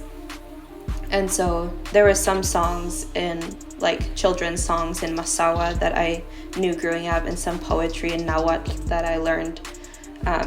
And I have forgotten most of it, but we have those poetry books still, and my dad would write some poetry, and it's something that I didn't get into as much, but it was something that was present a lot growing up. And reading in general was really important to him. It was important to both of my parents, and so I learned to read really young. I was reading by the time I was 2.5 or 3, and then I ended up skipping a grade because I was learning to read faster and faster. And so them supplying me with books and things to draw or make, or like, you know, pottery, or like working with my hands and building things was something that they were always it was really important for them to provide me with. And we grew up, I didn't know, but I thought we were middle class.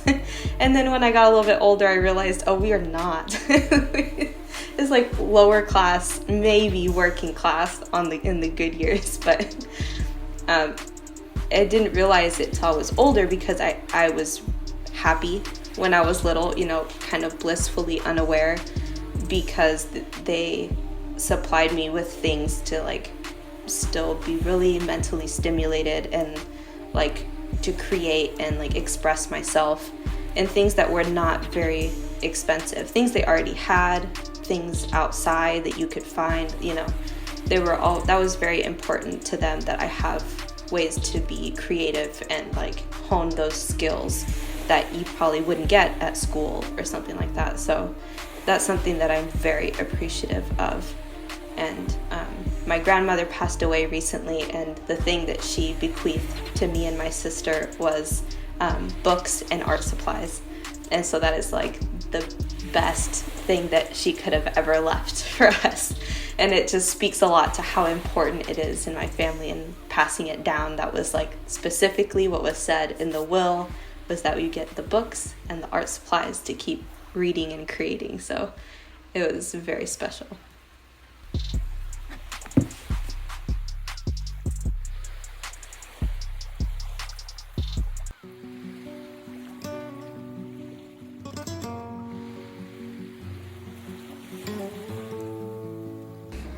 Academia for me has always been something that supported my career, because specifically when I got into college, I learned about the Chicanx movement. It started in Santa Barbara, at the UC Santa Barbara school. So from there I realized just how many brown people had actually fought for us to be in these spaces, which is why I continue to be in them, to disrupt what it is that Anglo people would assume is academia or academics. Which is why the inclusion of a lot of indigenous ways of life in the academic field is disrupting the way people think now, because we're including things like such as oral history. We're including a lot more ways of healing through medicinal forms, instead of always relying on medicine from doctors. And we're realizing that if we do go back to the actual planet and if we study it, there's a lot of things that we can actually benefit from. It doesn't always have to be science driven, and the fact that people don't assume that indigenous practices are scientifically proven is very much incorrect, which is why academia has been helping me, and it has been a space that I can talk about these issues, specifically because of the major I'm in, and also because of the background that I learned through being in California and being a native from California. It allowed me to truly express my Chicana identity, and what that really meant to me was just going back with your indigenous roots and seeking the knowledge that you find from it. So in academia, it's supported me immensely.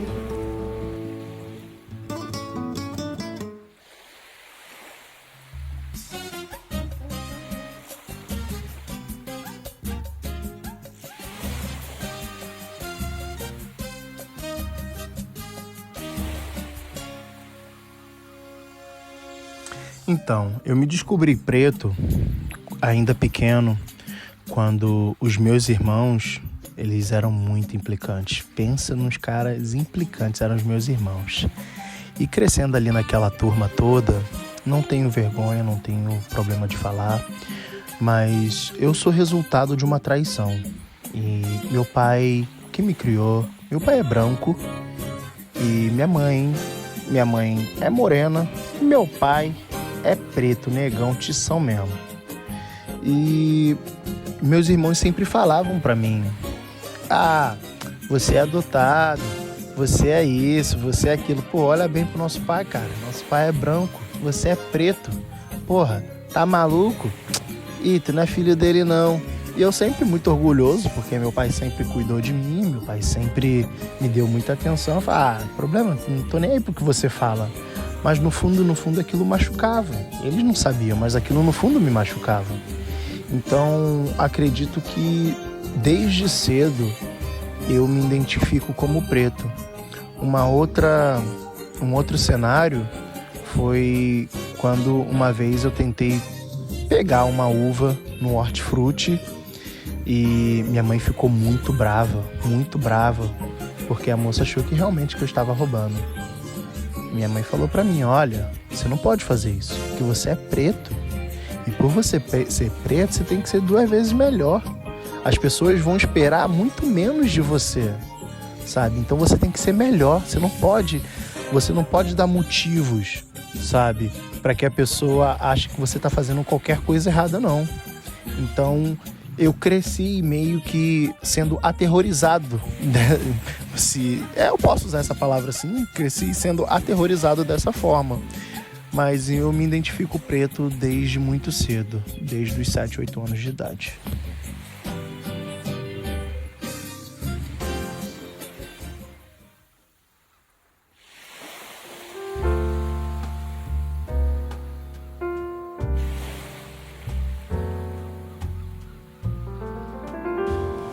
I always identified as being Dominican. I can't really remember a time where I didn't identify as like Hispanic or Latino, just because again, like in my house, that's how we spoke with Spanish. You know, my mom is Dominican, my father's Dominican. They both come from Dominican Republic, and I grew up around my cousins and my aunts and uncles, and that was my culture. That's all I knew. You know, being Dominican was something that we took pride in, and I always was. So I started identifying as black, though. I started realizing I was black probably when I first started going to school and I was around other kids.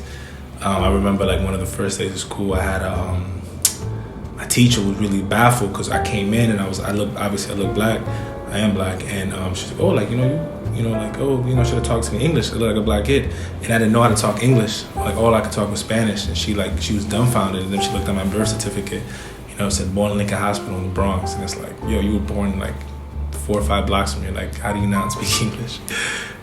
So yes, I was always Hispanic, and then I would say probably like no lie, probably like a couple months in, 6 months to a year in, just being around our classmates. And my older brother, he's very fair skinned, and like he would definitely not that he would group in, but people would assume he's Puerto Rican and stuff like that. And his friends tend to be like more Hispanics, and like honestly, I don't know, I just tend to gravitate more to black people. They tend to gravitate more to me because I look like them, and I always, I always made black friends, and I was always around black people more than Hispanics and any other race. And I also related to them more because we were sharing, although we had different cultures, we were still sharing the same experiences.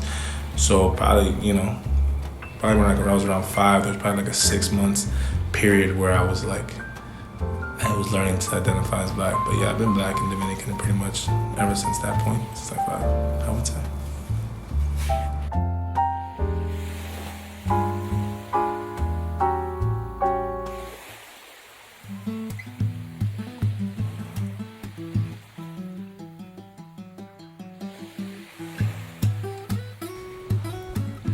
Siempre me identifiqué como latino. Desde que pude pensar en cosas semejantes, pues me identificaba como latino. Y específicamente como dominicano. Siempre la gente dominicana somos gente muy orgullosa.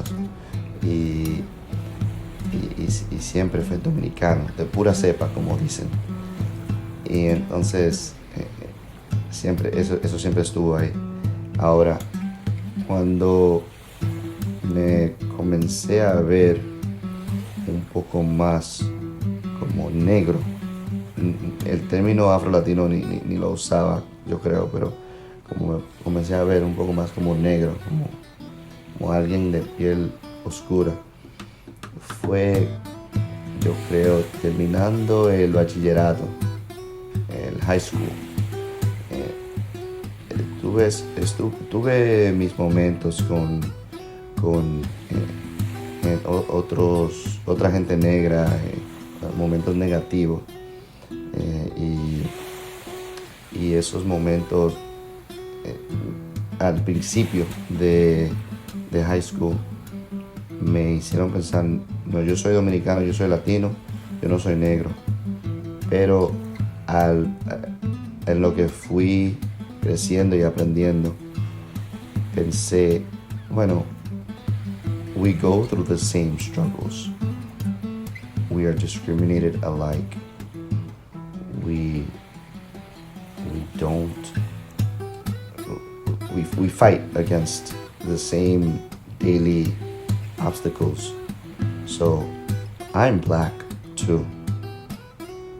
Entonces ahí fue el comienzo de yo identificarme como negro. Claro que luego fue que seguí aprendiendo y después dije lo que había dicho antes, que it's not fair to identify as the same black as an African American, as an African American black, because of the intensified struggles that they have gone through here, generation after generation. Pero sí soy negro, y ahí en ese momento, por ahí terminando el bachillerato, fue que yo creo que comencé a identificarme como negro.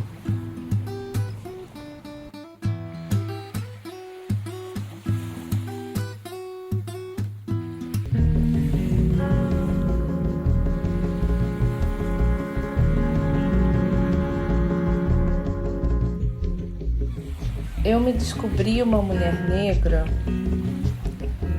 Eu acho que eu já entendia que eu era uma mulher negra, mas eu não entendia que isso trazia efeitos negativos sobre a minha vivência. E a percepção desses efeitos negativos, eles vieram durante o processo da faculdade, de não me sentir escutada, de não me sentir priorizada. Acho que vem dentro desse processo que acaba sendo o processo de letramento racial que eu faço com o movimento negro, por essa lacuna de não ver outras pessoas negras numa faculdade de Direito, por exemplo. E é bem curioso porque eu achava que eu sofria episódios de discriminação por ser uma mulher que falava, por ser uma mulher que agia, por ser uma mulher suburbana. Eu achava que era o entrelaçamento de gênero e classe. E foi após o processo da faculdade, numa faculdade elitizada no Brasil, que eu começo a entender que a camada de ser mulher negra, ela adicionava outros elementos. Então, quando eu faço mestrado em relações étnico-raciais e tenho contato com o conceito de interseccionalidade, né, uma mulher negra americana, advogada que cria o conceito, eu me vi num processo teórico, me espelhei no processo teórico que refletia na minha experiência de vida. E é muito doloroso você descobrir que você passa as questões porque você também é uma mulher negra. A gente deveria descobrir que é negra celebrando a nossa ancestralidade, não pela dor.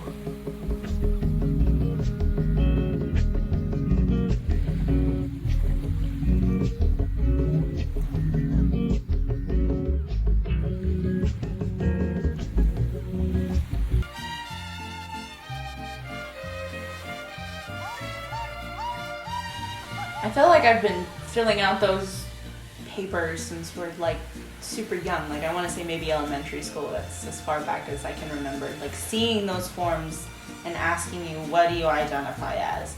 And then there was just always that section that didn't have the Latino or Hispanic or like anything that I felt comfortable with. I was like, I'm not black. I'm not white. Look at the color of my skin. I mean, obviously, like, you shouldn't, but I was just so confused. I was like, I'm not that.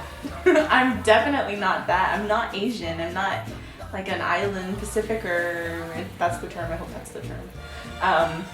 And I was just like, I'd always just put white. I was like, I guess white because my dad's white, but he's my adopted dad. So I was always very conflicted and very confused, and I've been aware of it ever since we've seen this. And I think only maybe recently, maybe like since I've moved to New York and I turned 18 and I've grown into who I am, and I'm just so much more aware of just everything. And so when I got to New York, I was like, yeah, like I'm Mexican, I'm Hispanic, because that's just where I grew up. Because I come to New York and I see everybody and how they're different here. and I'm like, what I experienced was me. That culture, that's what I experienced, not yours. I experienced theirs, so I identify with that more. And like, that feels more homey to me.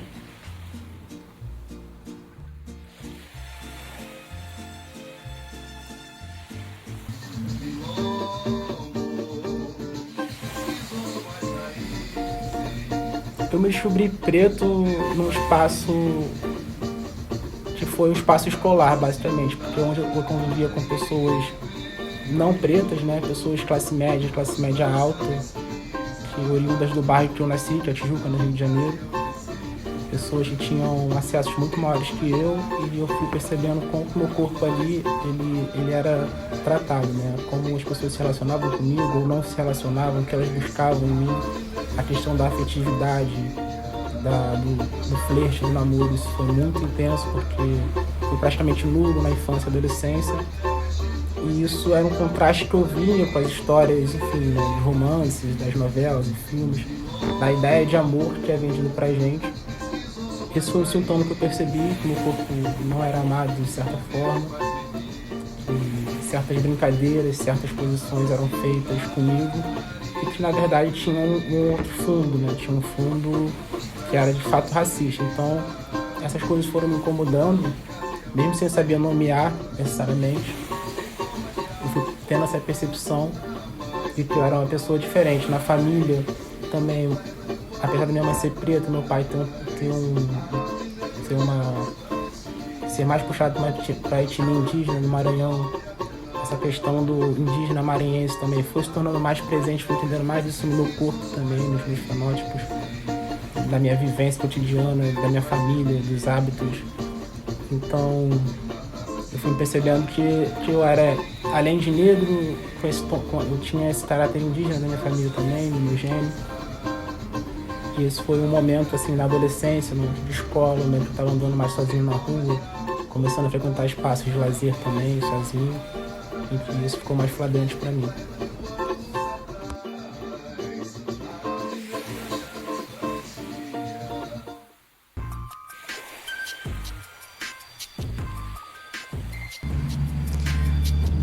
My mom came from the countryside near Bahia state. It was still Minas Gerais state, but near Bahia.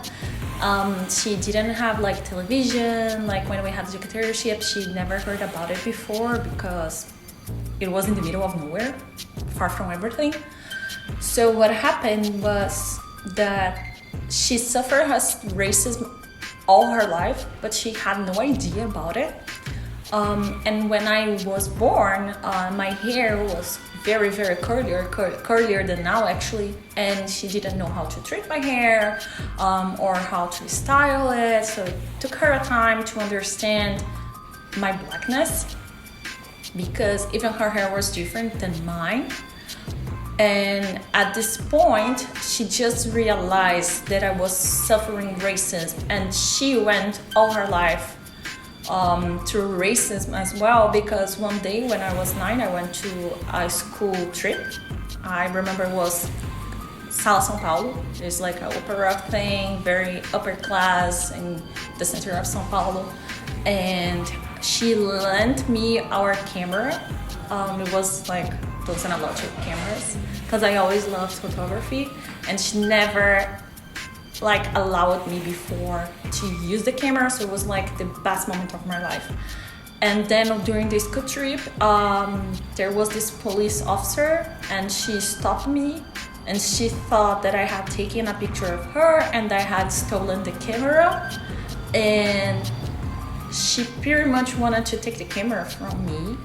And I was 9, I was just a child. I started crying, and all the other kids were like white kids with cameras better even than mine, like digital cameras at that point that I've never seen before. And she didn't stop any of them. It was just me. And then I started crying, and she talked to teachers, and they called my mom, and my mom was like, she would never do that, but you won't take her camera, bring her camera back. If she took a picture of you, I'll just call you and let you know, and I'll give you the picture. But otherwise, I don't want you near her. back then my mom didn't understand that it was racist because she thought it was just like a misunderstanding. And she wanted to go, there's a place called Corregedoria where you can go and like denounce this kind of stuff like police officers can do. Pretty much don't solve anything, but they exist. So my mom wanted to go there and the principal convinced her not to go.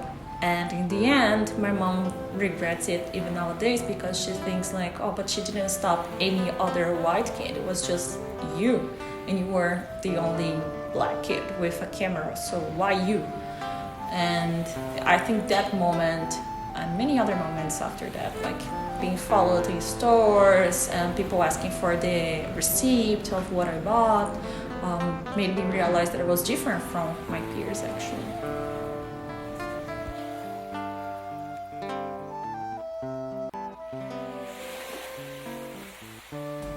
A questão racial para mim ela sempre foi muito velada, justamente pelo lugar de onde eu vim, mas por mais que eu soubesse que eu sou um homem preto, a primeira vez que eu realmente me vi como um homem preto foi a primeira vez que alguém dentro de uma loja me seguiu. E me seguiu e não só me seguiu, ao final ainda me perguntou o que eu estava fazendo dentro da loja. Eu acho que foi a primeira vez que eu vi que minha cor literalmente falou mais alto do que qualquer outra coisa. Essa foi a primeira vez.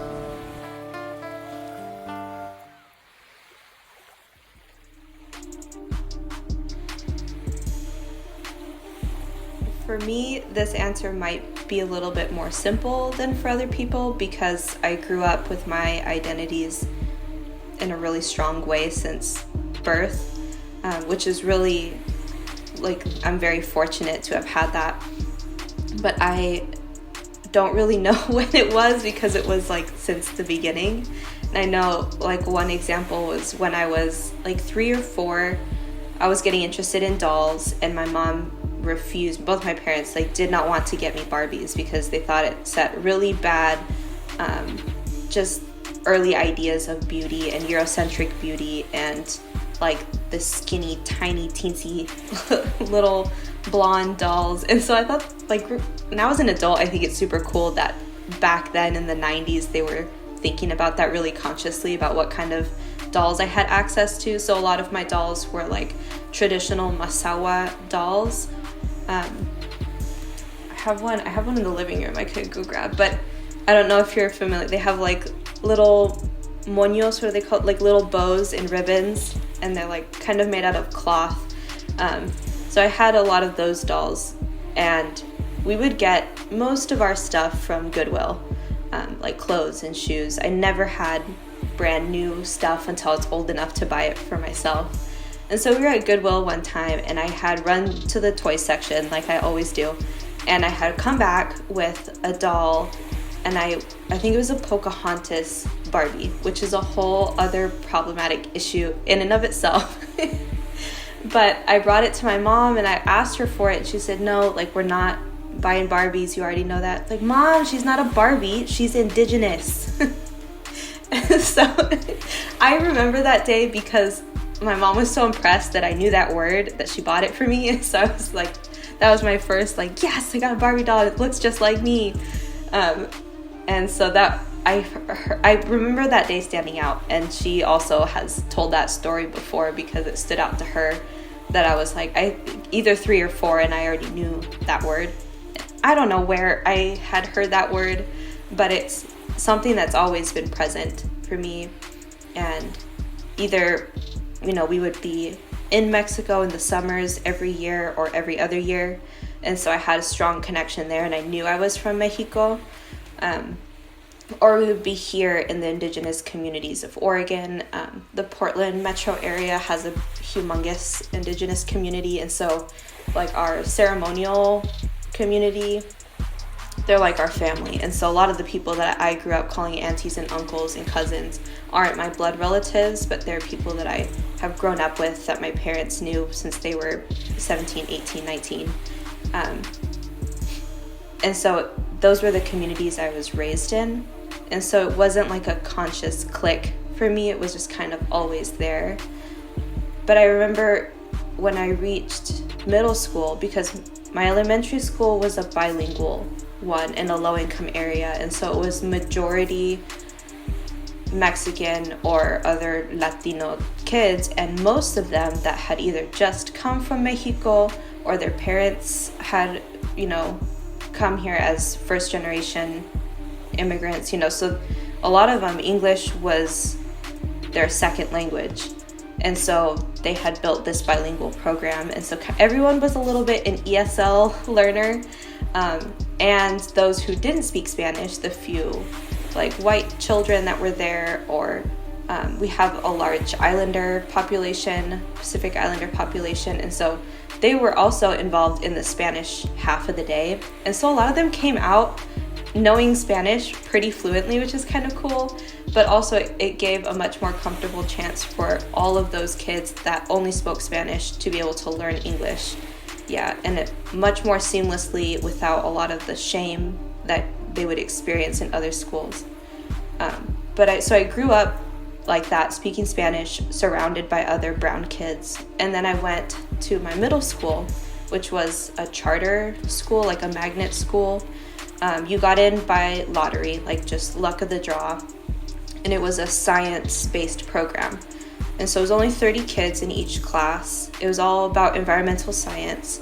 And it was housed inside of the middle school I would have gone to anyways. And it was like one of the lowest income middle schools, and it has the lowest literacy rates in the state. Like it's two vastly different experiences, whether you're inside of the little program or you're inside the big middle school. And so I got a little bit of both, and my mom actually works for that bigger middle school. And so I would have some classes with all the rest of the middle schoolers and some classes inside of my science program. But we spent a lot of time in that like 30 kid cohort. And there was only 2 other Mexican people. There's 2 other Mexican girls, and one of them was half Mexican like me. And so, there was one Pacific Islander, one Marshallese kid that I had known growing up, and that was it. That was all the people of color. And so I couldn't really speak Spanish anymore because, I didn't really have anyone to talk to. And now for the first time, my identities were being questioned because I was surrounded by mostly white, privileged kids. And so that was the first time I had to consciously think about it and be like, people would ask me, like, what are you? Where are you from? Things like that. And so I would say, like, oh, I'm Native. They'd be like, what tribe are you? Like, I don't know. Never had to answer that question before.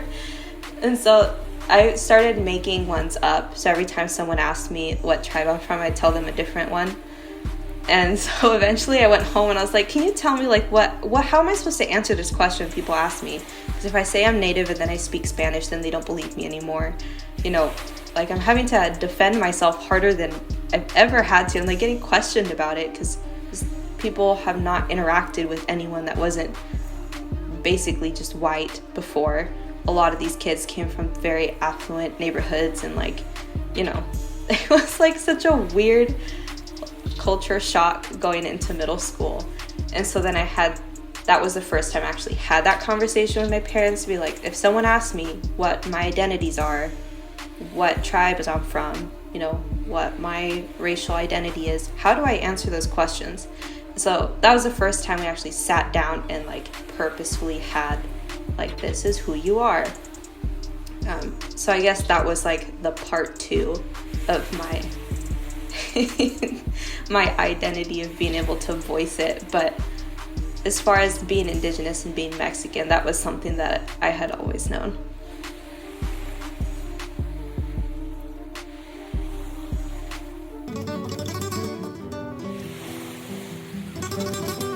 So I always knew I was Latina. I would speak Spanish to my parents in the house. It was always like forced, like we couldn't speak English in the house because they wanted us to be bilingual growing up. So I always knew Spanish, and then of course in school I would learn English, so I was bilingual since I was born. And then when I got into academia was when I realized how much oppression was actually created so that I wouldn't speak Spanish in the United States. So I realized how powerful it was that my parents actually taught us Spanish rather than just being ashamed of their language. So when I learned about the Chicano movement, Chicano history, that's when I realized this oppression, and it prompted me to even want to learn more languages from the Americas, because this land is indigenous. It is not just the American ideal of what America is. It's completely false. It's a false narrative. So when I was able to connect the dots with who I was and my position in the United States as being a brown woman of color, it really allowed me to say that, this is who I am, and like, if anything, you're the one who's stealing my culture. So yeah, it's when I realized this was when I empowered myself, and it became my tool. Essentially, the person that I am, how I look, what I speak, how I speak, what I speak about is so, I guess, quote unquote, radical to the United States, because it's not supposed to be shared, the knowledge that I know. But I've learned through academia and through my parents' upbringing that, it's, people are always going to want to tear your culture apart. And I think that the more you learn, the more you realize how false everything is, and that people should just be able to be who they want to be, and that should be no one should be butting into those things or discussions.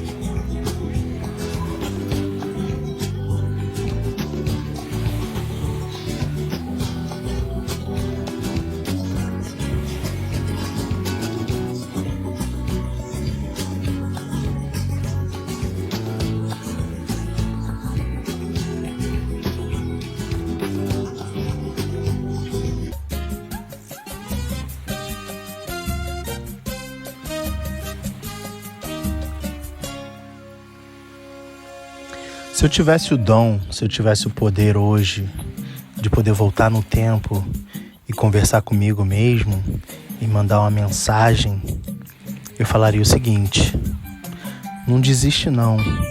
A caminhada ela vai ser sempre difícil, mas você é capaz. Não deixe que as pessoas tentem te afundar, porque elas vão tentar. E outra coisa, faça mais por você, porque só eu sei o coração que você tem, sabe? E você sempre vai fazer o máximo que você puder para ajudar as pessoas. Tudo bem se você desanimar, se você ficar triste, se você não conseguir, tudo bem. Isso faz parte, tá? Ninguém disse para você que ia ser fácil, mas lá na frente tudo isso vai valer a pena. Então, nos momentos de tristeza, se abrace e chore mesmo, sem o menor problema. Nos momentos de felicidade, sorria, aproveite cada momento. Nos momentos de desespero, se apegue ao que você mais tem de precioso, que é não só a sua cor, mas é a sua raça, ok? É a sua garra de seguir em frente e a sua dança.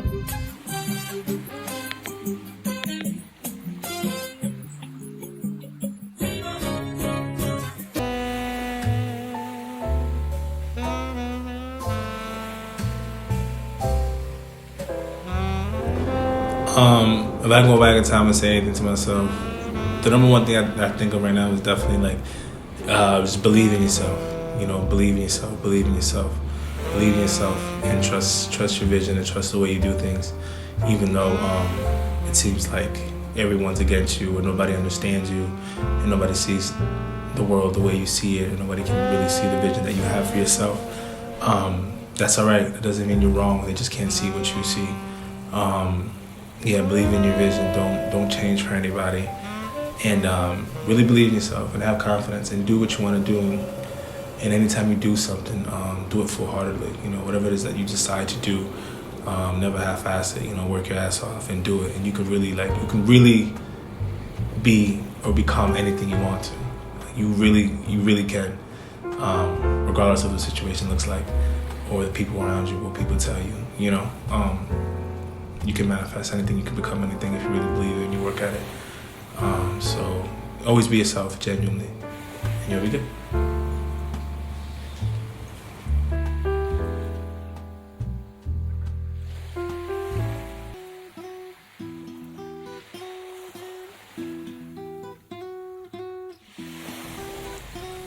Mirando hacia atrás, to my younger self, le hubiera dicho que primeramente el orgullo que viene del machismo no te va a ayudar. Solamente te va a crecer por unos momentos y después te va a poner a llorar y a sentirte como menos últimamente. Segundo, diría que spread the word to all your Dominican fellows. Being black is okay, and it brings power to your character, to your personality. It also brings mad flavor. And lastly, el ser afro-latino, el ser negro, tiene que ver con adaptarte a la identidad en tu comunidad, en tu ambiente, and everywhere else you go. Just flexing that knowledge of yourself and that identity would only make you out as a stronger person, as a stronger being, as a stronger man. That's what I would tell myself. Tell my younger self.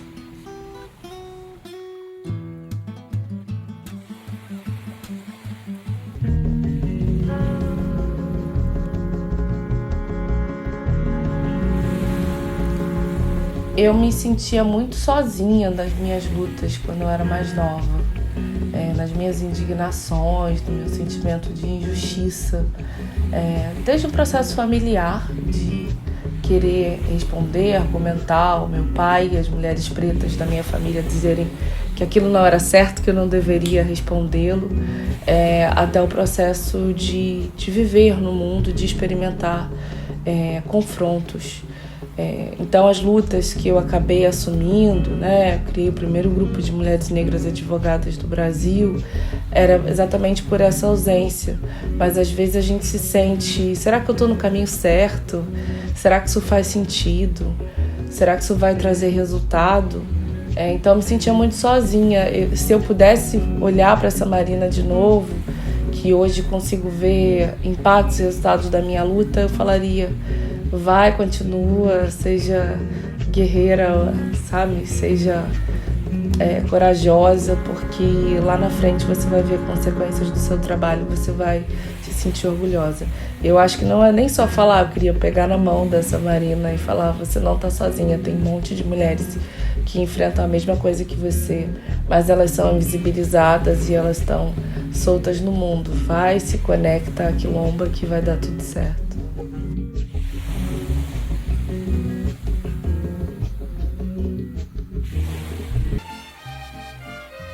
If there's a lot of things I wish I could go tell my younger self, but because I also very recently came within terms of what this word means, and it's patience. Just be patient. Not everything has to happen right away. Not everything is always this linear up, up, up, up, up. No, we're gonna go down sometimes. Sometimes you're gonna go lower than that. But to just tell myself to be patient and to always keep going, because we can't go back. And I think especially now, being in New York and having experienced so many new other situations, it's like, just keep going, girl. You gotta be patient, keep going. Like, don't think things aren't in the works. It's taking a little longer. Or, we're all going back to opera. Like, I never compare myself to any other singer. because we're all on our own journeys. And I never even think like, oh, she's worse than me. Like, no, she's on her own journey. It's not that she can't sing. She just has a little bit more time to develop. Or, you know, some of these kids started later. You know, I've been doing this since I was 10. So, I mean, I don't know, but that's why I'm just like, you know, just keep going, trust the process, be patient, and love and enjoy the process, because we're not going to get it again. And enjoy and live through the hurt and the pain, and because it's going to make you who you are, and you're going to flourish, and you're going to be amazing.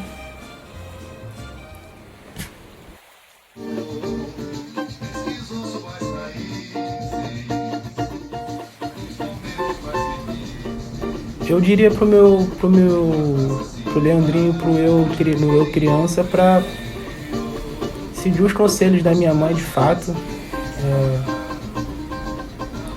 continuar acreditando nas coisas que eu vejo e interpreto, para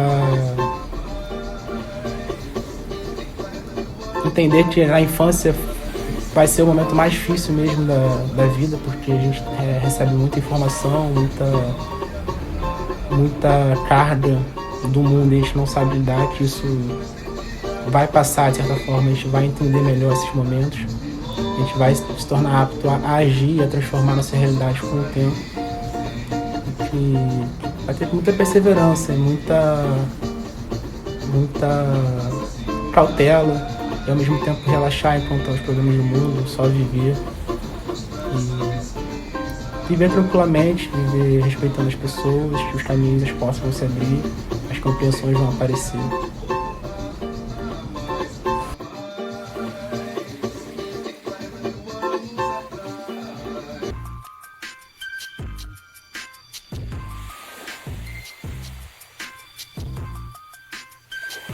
I am thinking of my younger self, but I'm also thinking of my students, because I teach new immigrants here in the Bronx, and they pretty much go through all the same things I went through, especially in the US, where they are racialized. So I would tell the younger me, and then actually I tell them that please abide by any rules the system has, like teaching them how to behave when a police officer approaches them or everything else, but also telling them to get to know their rights. And even immigrants have rights here, so they have to know in order to fight for the right things, and fight in a good way with activism and resistance, and not fighting with their fists.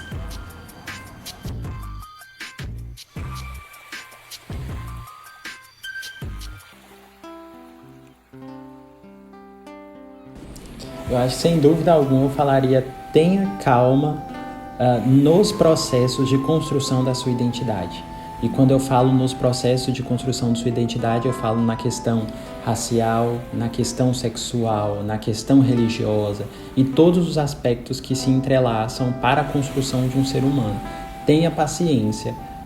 Elas, de certa forma, o próprio mundo te mostra isso, muitas vezes não de forma passiva e benéfica, muitas vezes de forma violenta mesmo, mas essa construção vem. É isso que eu falaria.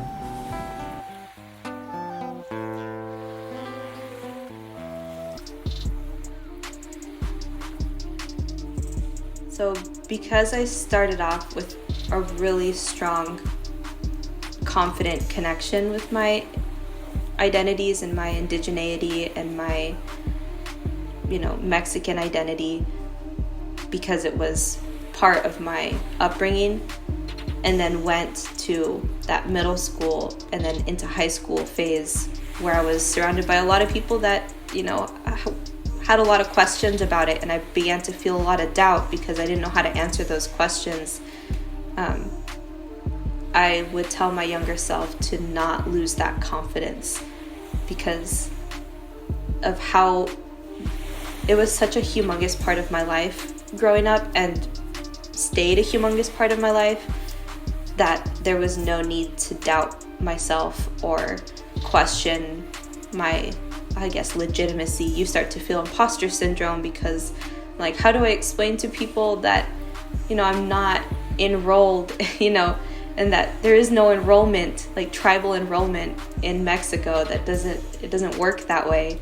Like, how do I explain to people about colonial borders before I knew what those words were? I didn't have the words to explain those things.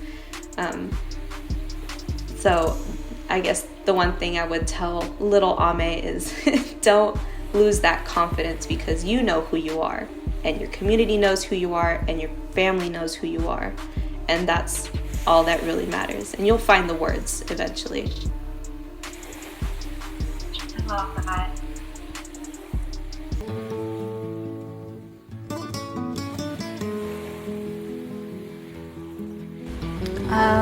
De niña era difícil para mí entender quién era, porque al tiempo sentía como que solo era un color, como no entendía en sí lo que era mi cultura. No fue hasta que llegué a las tierras de mis padres que noté que yo me veía como los niños en México, me veía como los niños en El Salvador. Al crecer me veía como la gente en Latinoamérica. En mi corazón tenía ese palpito americano. Entonces yo creo que yo le diría a la niña que se vea, que está en el espejo de niña, que no tenga miedo, y que va a haber mucha gente que le van a decir que ella no es inteligente y que tal vez solo es un cuerpo que va a ser para exhibición de otros, pero yo quiero decirle que ella es demasiado inteligente, y ella no solo es un cuerpo, sino es un alma, es un cerebro, y que va a tener un impacto grande en el mundo, y que se tiene que preparar y adquirir mucha sabiduría de todas partes del mundo, no solo Latinoamérica, sino de varias partes que aún yo tampoco he conocido, pero solo le quiero decir que nunca se quede estancada en una cultura, que siempre crezca y aprenda nuevas cosas.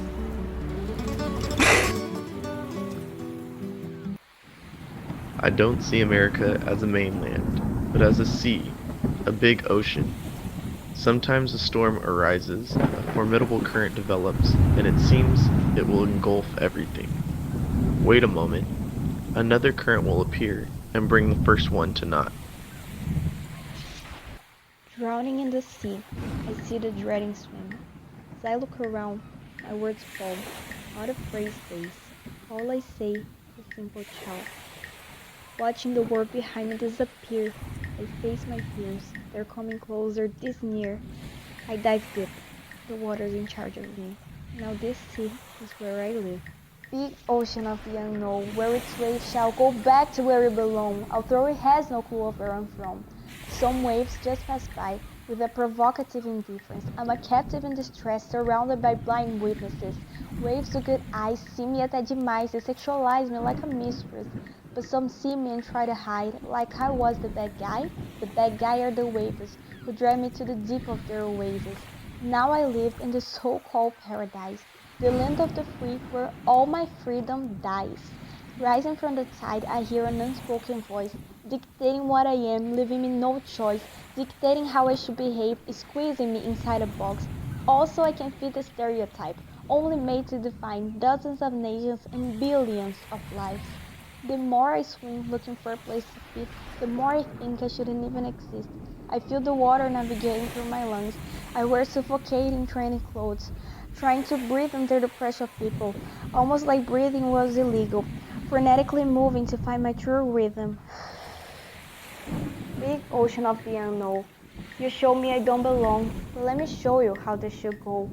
Only if I could, bet me, I would peacefully flow through you. If I was to choose, I loosen up your storm. I call the waves down. You come to senses now. Like clouds swim out in the sky, we could live in peace, coexisting despite, and our differences would die. But I can't calm the tide, and I don't control the sea. So tonight this reality is yet not here, but I will fight, so that one day it might be.